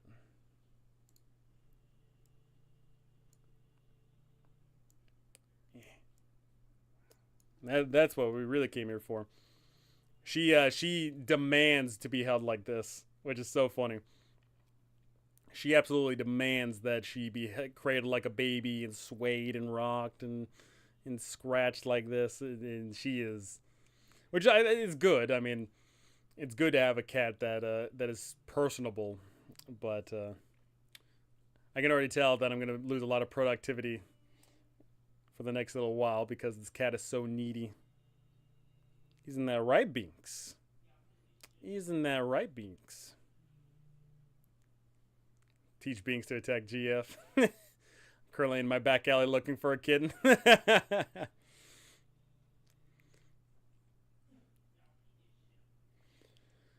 What I will say is, I always recommend that if you're gonna get a pet, you should always try and adopt. Always my recommendation there. I didn't, mind you, I had no plan to adopt this cat at all. This cat literally fell into my lap, so I just gotta take care of her. What are you doing? Honestly, just want to support you. Oh, crap, there's something in my way. Honestly, just want to support you for all the help that you've. Oh my, the illusion's gone. It's ruined.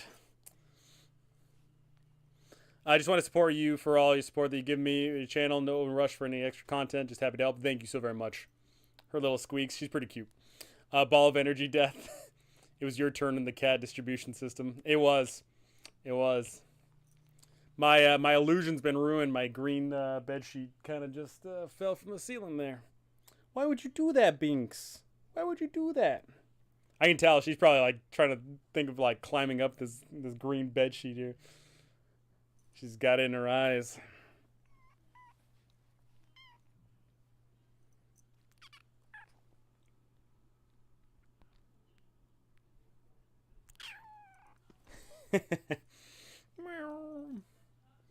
She's so squeakity.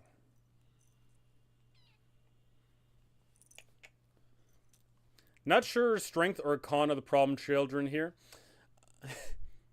I, I, I mean, ultimately, like, I understand that like they D&D were absolutely like married to the six stats of strength, dex, con, int, wiz, charisma because that's what the game started with. But ultimately, I think it's just archaic. I think it's bad. I think it's boring. I think it's not necessary. So that's why my system, I'm going with 4 core stats and then 2 stats tied to each individual class. So like the wizard has an arcana stat, the knight has a nobility stat, things like that. I think that's a lot more engaging and a lot more rewarding.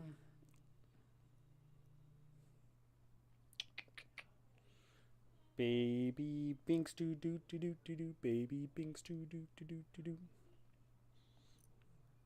Don't look at the man behind the curtain. Don't look at the couch that I'm sitting in front of because of my stupid setup where I can't even sit on the couch to stream. Don't look at it. Endurance and fatigue being 2 different HP stats is interesting. Yeah. Ultimately in regards to the granularity of D&D, HP I think is just one representation of your physicality and all that. Another system that I'm working on, I kind of put on the back burner. Your stats are your HP, so you have no actual stat. You have no actual HP.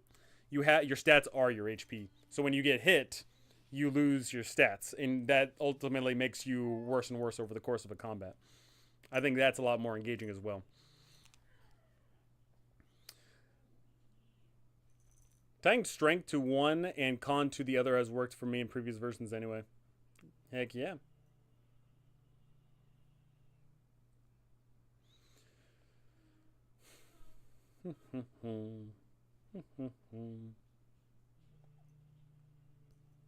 What are you doing? What are you doing? What are you doing? What do you think you're doing? Baby Binks, I got your ear. I got your paw. I got your nose. Baby Binks, you're world famous right now. Baby Binks, you're so famous right now.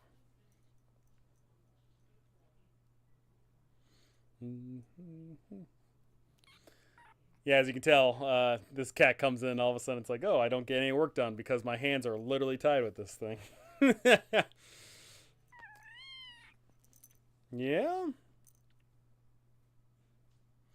Whoa! Caliber with $20 coming in. Class stats are a cool addition. Really enjoyed the West Marches. Really, really interested in running it for my group once we conclude. How much do you think it'll cost once you finish it up? Caliber, first off, thank you so incredibly much. That is absolutely phenomenal. You are keeping me off the streets once again. Oh, you really don't want you touching my my cord right there.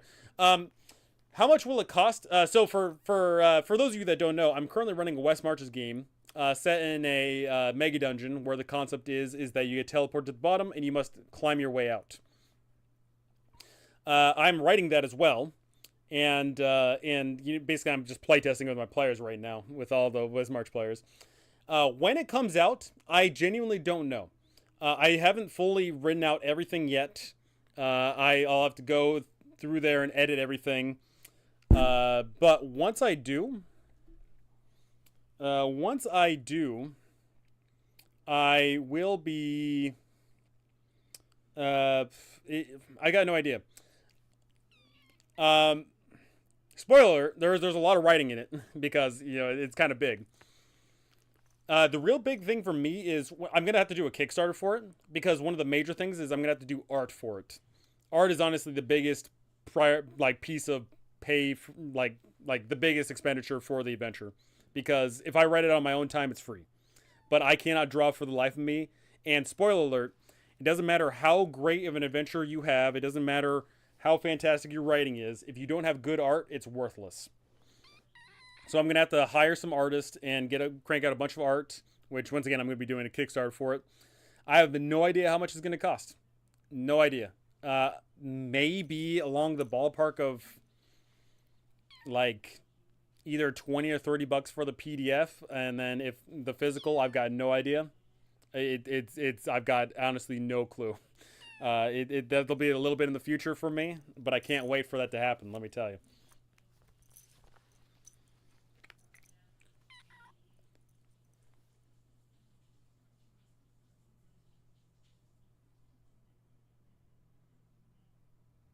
My firstborn, not again.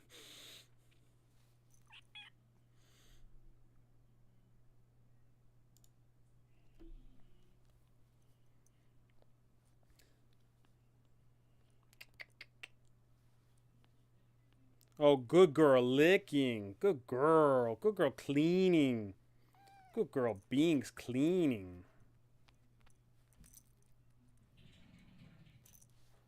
Good girl Binks.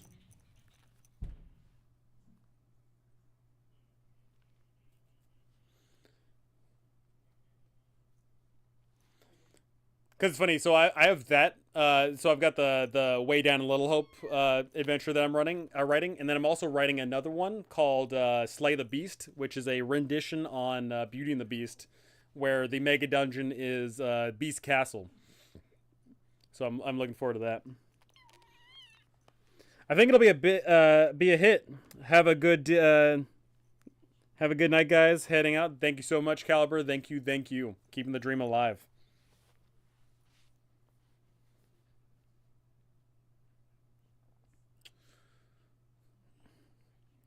I'll coddle her for another 2 more minutes, and then I'll try and drop her off, see if she takes. Where you going? You can't go in my room, silly. You can't be hanging out in my room. Can I play Gaston? So Gaston is actually a wizard in the town. All right, but his name is not Gaston. It is Gascon. I don't want Disney suing me and all that, because Disney will so Beauty and the Beast is public license, but if you do it with the intent, if you make anything like Beauty and the Beast, that shares the likeness of Disney's rendition, then you will get in trouble. So, for example, being Pooh Bear or Winnie the Pooh, you can make Winnie the Pooh content, but if you make Winnie the Pooh content that looks like Disney's Winnie the Pooh, then you will get in trouble. So, all right, Binks, it's time for you to leave. Let's see if you can hang.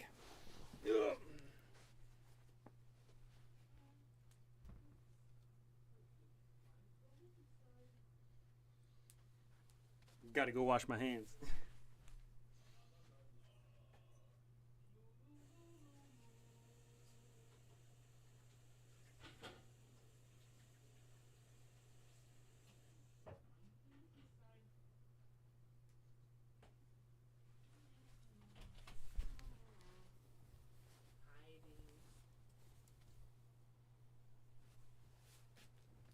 I was just taking a shower.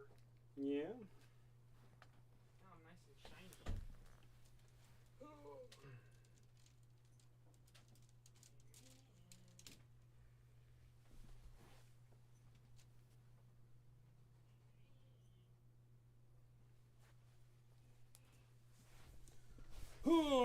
All right. Alrighty. Cat dropped off, hand washed, and the green screen dream is there. Alrighty, getting back to this domain stuff. Let's take a look. Families. Once the stronghold is sufficient, income, characters incur, paying expenses, generate money.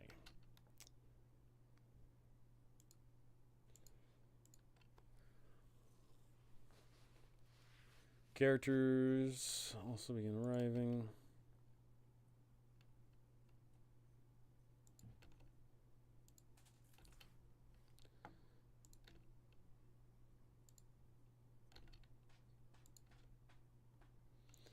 Okay, if the adventure is fortunate. Also, what the heck is going on? My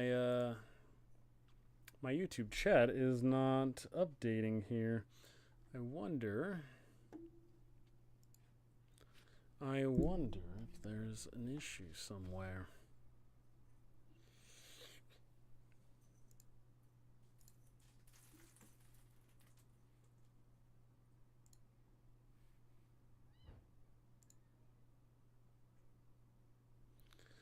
Alrighty. Okay. Growing the domain. If the domain is fortunate, birth and immigration may increase. Round it up. Oops. Nope.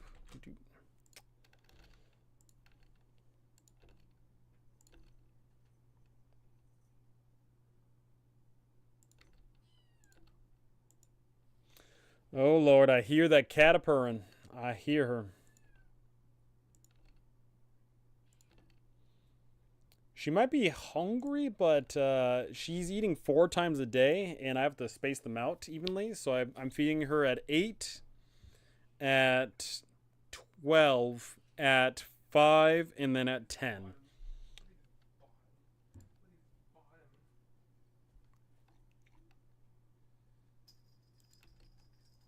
Well, do you want it? You want it?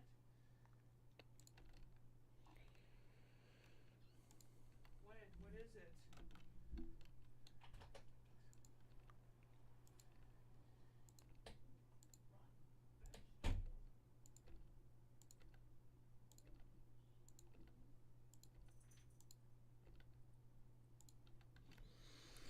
Adventurers who are rising power fame will attract provided characters actively venture at least once per month and keeps the domain secret, or keeps their domain secure from threats.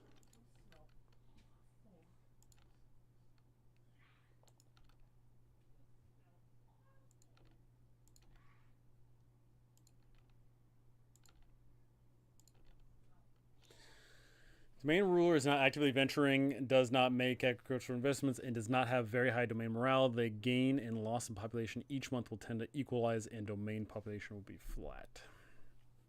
Yeah, makes sense. Did I already do limited growth? The classification and size of domain.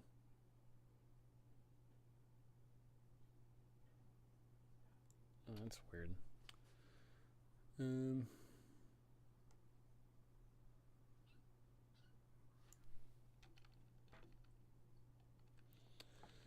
Collecting revenue each month. Revenue, service taxes, generated by domains, peasant families.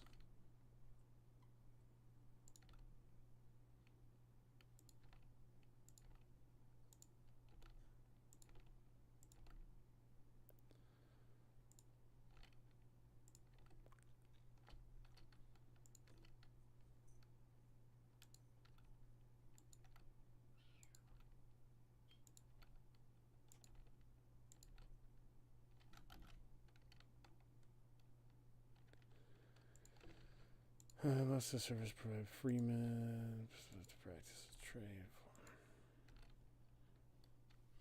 Alrighty. Hey, buddy, I'll catch up on the stream later. Thank you, thank you. Oh, is this how I built the Shire? Yes, it is. Yes, it is, Oxy. My apologies. My YouTube, for some reason, is not working on my thing. It's, like, not updating for some strange reason. I wonder why. Yeah, so I'm going over the stuff right now. I wish it told me. I wish it told me that the text wasn't updating. But yeah, I'm going over right now the building of domain stuff. Text removes so right now I'm putting in a Word document, and then I'll be putting it in PDF form and make it all nice and pretty.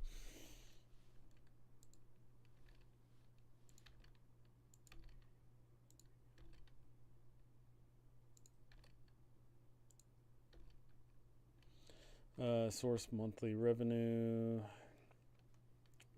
Population varies.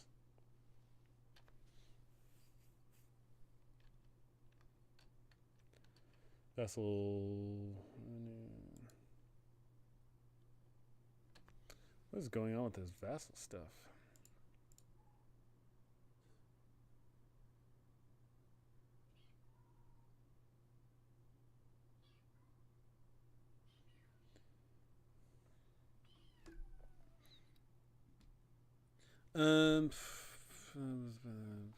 Vassal.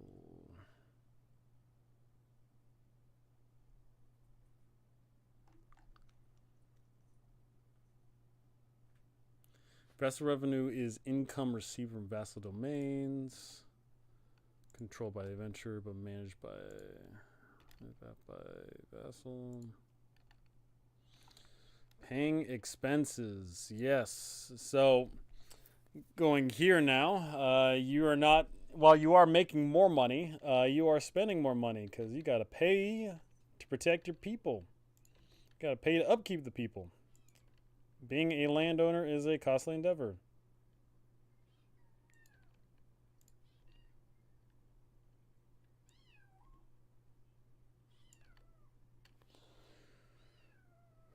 The adventurer.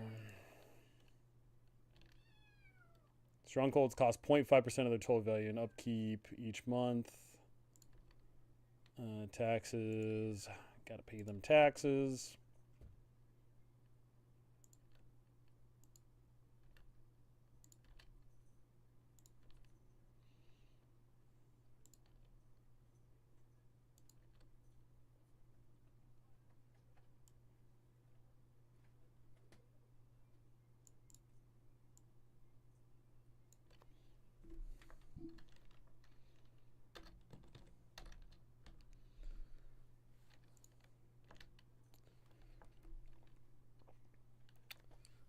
Man, now I'm all paranoid. I don't know if chat's like doing anything or not. Why would my chat not be updating on YouTube? It's so dumb.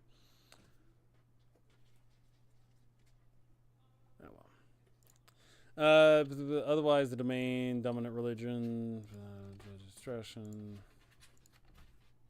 Oh man, my cat is going ham trying to get in my room right now. Goodness gracious.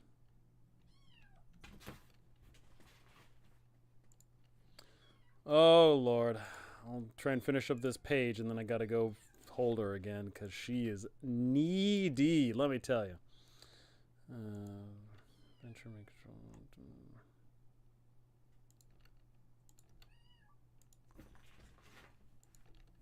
Oh Lord, she's coming. Oh Lord. Gotta finish. She's knocking down the door.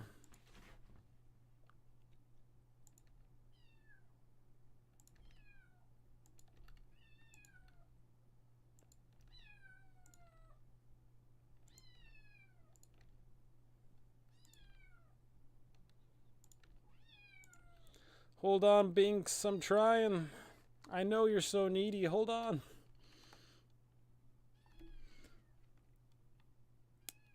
It's not update test. Yeah. So for some strange reason, my chat is not working on my computer, but it's working on my phone that I've got right here. So I gotta I can't be staring at my TV now. I gotta be looking at my craning down at the what do you call it thing, my phone, and.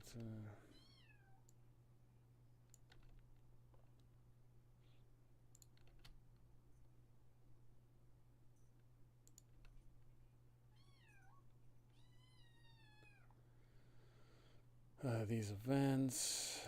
Oh, gosh darn it. Binks, hold on. Let me just. I'm so close. Binks. Please.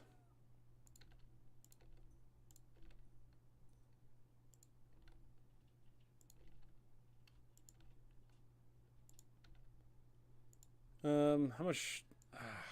I got so many more pages. Gosh darn it. Man, this cat is eating into my productivity, let me tell you. Okay, I'll hold you again, Binks. Hold on.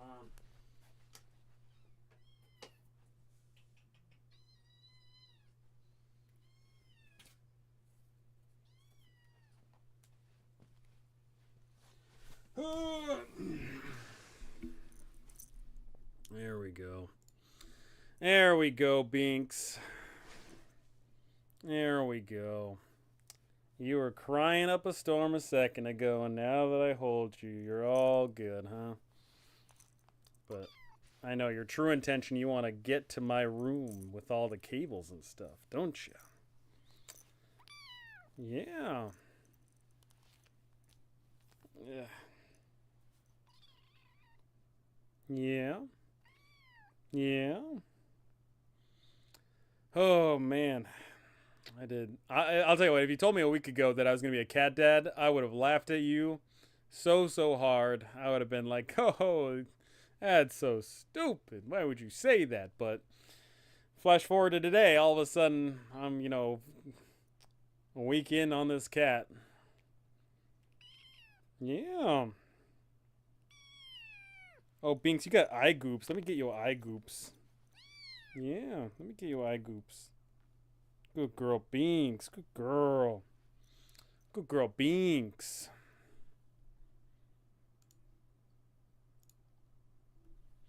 Good girl, Binks.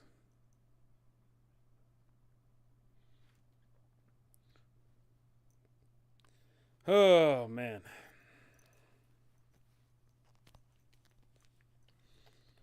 Binks. Why are you so needy, Binks?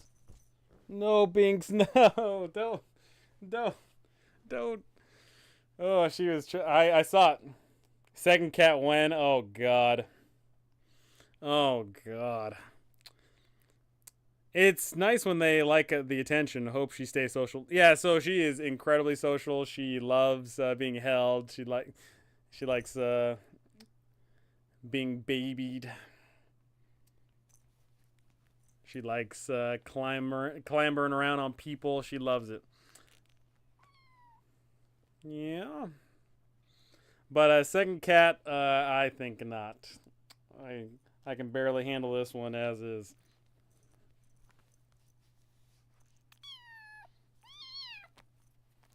What? What? No, you don't get to play in my room. You don't get to play in my room, Missy. No. Yeah.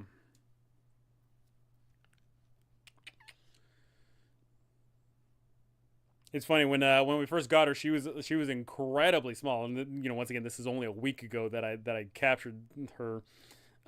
In that week, she's already grown a little bit, and this collar that I got her, they easily just slid on and off her head, but now it actually fits. So she's definitely a growing girl, let me tell you.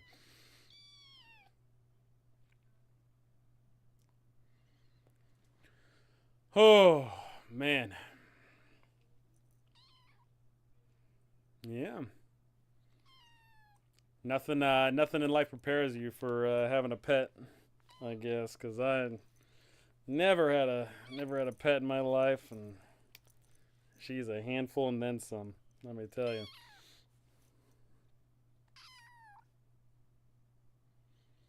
I'll tell you what.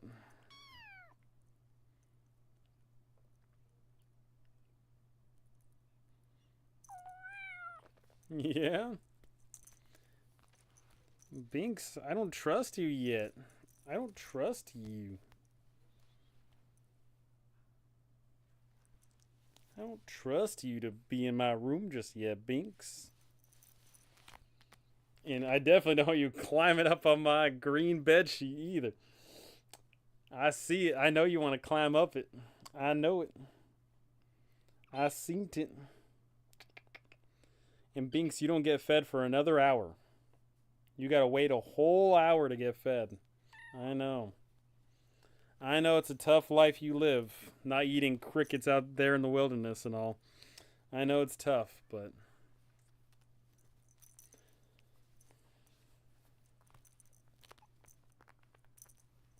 all right, Binks. Yeah, she is eyeballing the bejesus out of this green scheme, let me tell you. All right.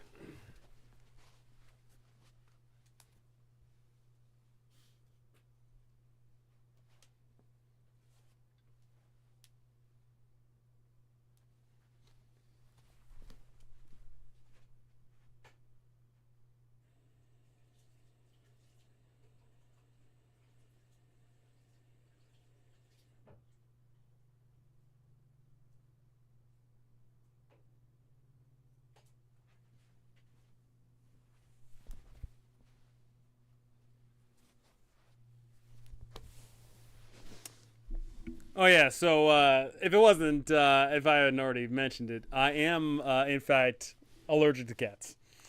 I am literally only allergic to one thing on planet Earth, to my knowledge, and that is cats. That's the only thing I am fully cognizant of being allergic to. And so when she's all up on my hands and on my skin and clawing me, my God, does it itch? It friggin' sucks.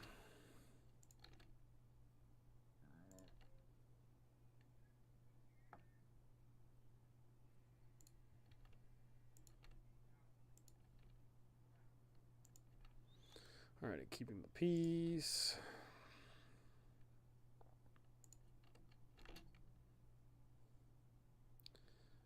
Adjustment score, size, demands, garrison.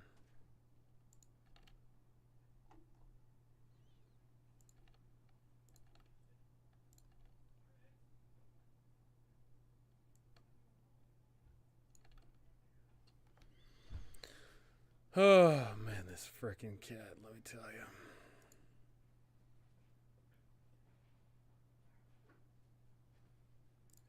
Alrighty, now that I'm free somewhat.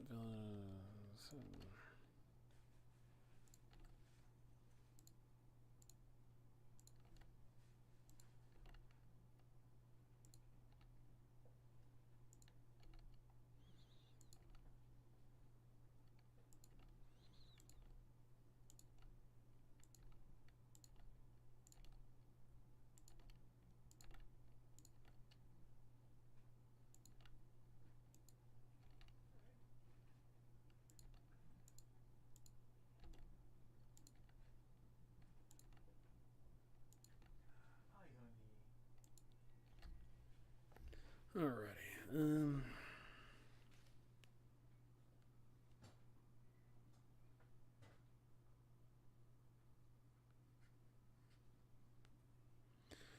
Alrighty, I'll go for a little bit more here. Just want to do a little update video on my cat, and I wanted to get some work done on the domain because, golly, I haven't been able to do anything for the past, few days now. Choose to find.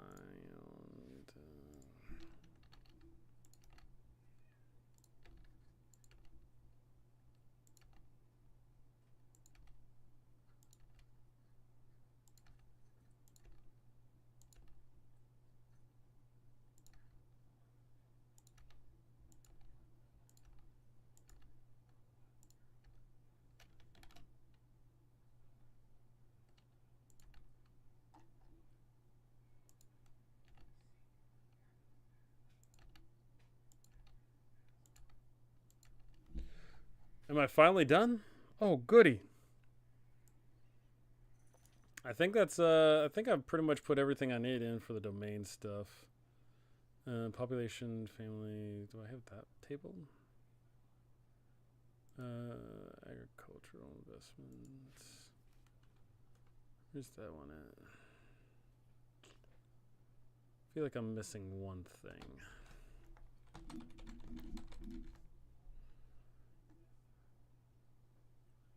Yes, I am.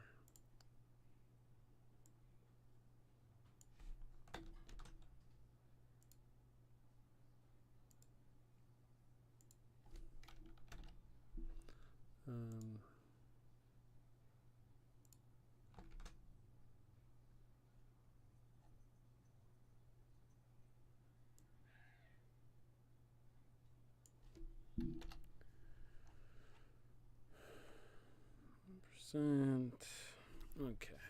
I think I'm pretty good on this now. The only other things I'd add is the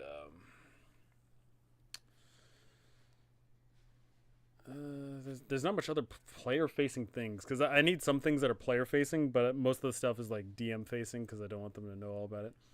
But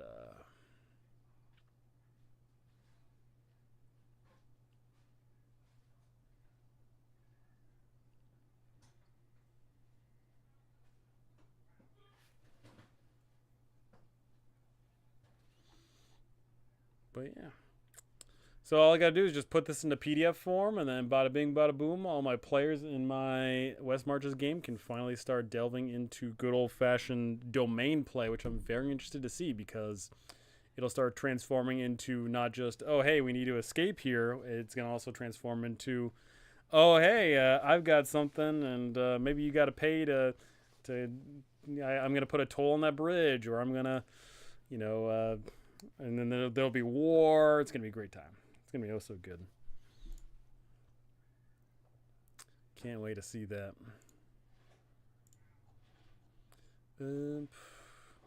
Yeah, I think that's pretty good. Alrighty. Alrighty, so with that, yeah, I'm pretty solid on that. I answered a bunch of people's questions. I got to hang out with all y'all. I got to get some work done. I got to show off the cat.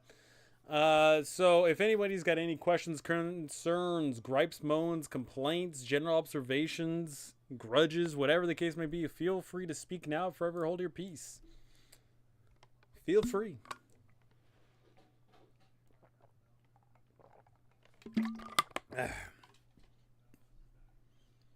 I'm pretty excited about the future of my West Marches game. We just got done with session, 45 the other day. We've done 45 sessions in the span of... We started, the first session was 7/3/2024, so it's been July, August, September, October, November. So in the span of 5 months, we've gotten 45 sessions, and that's pretty freaking good if you ask me. That's pretty freaking good.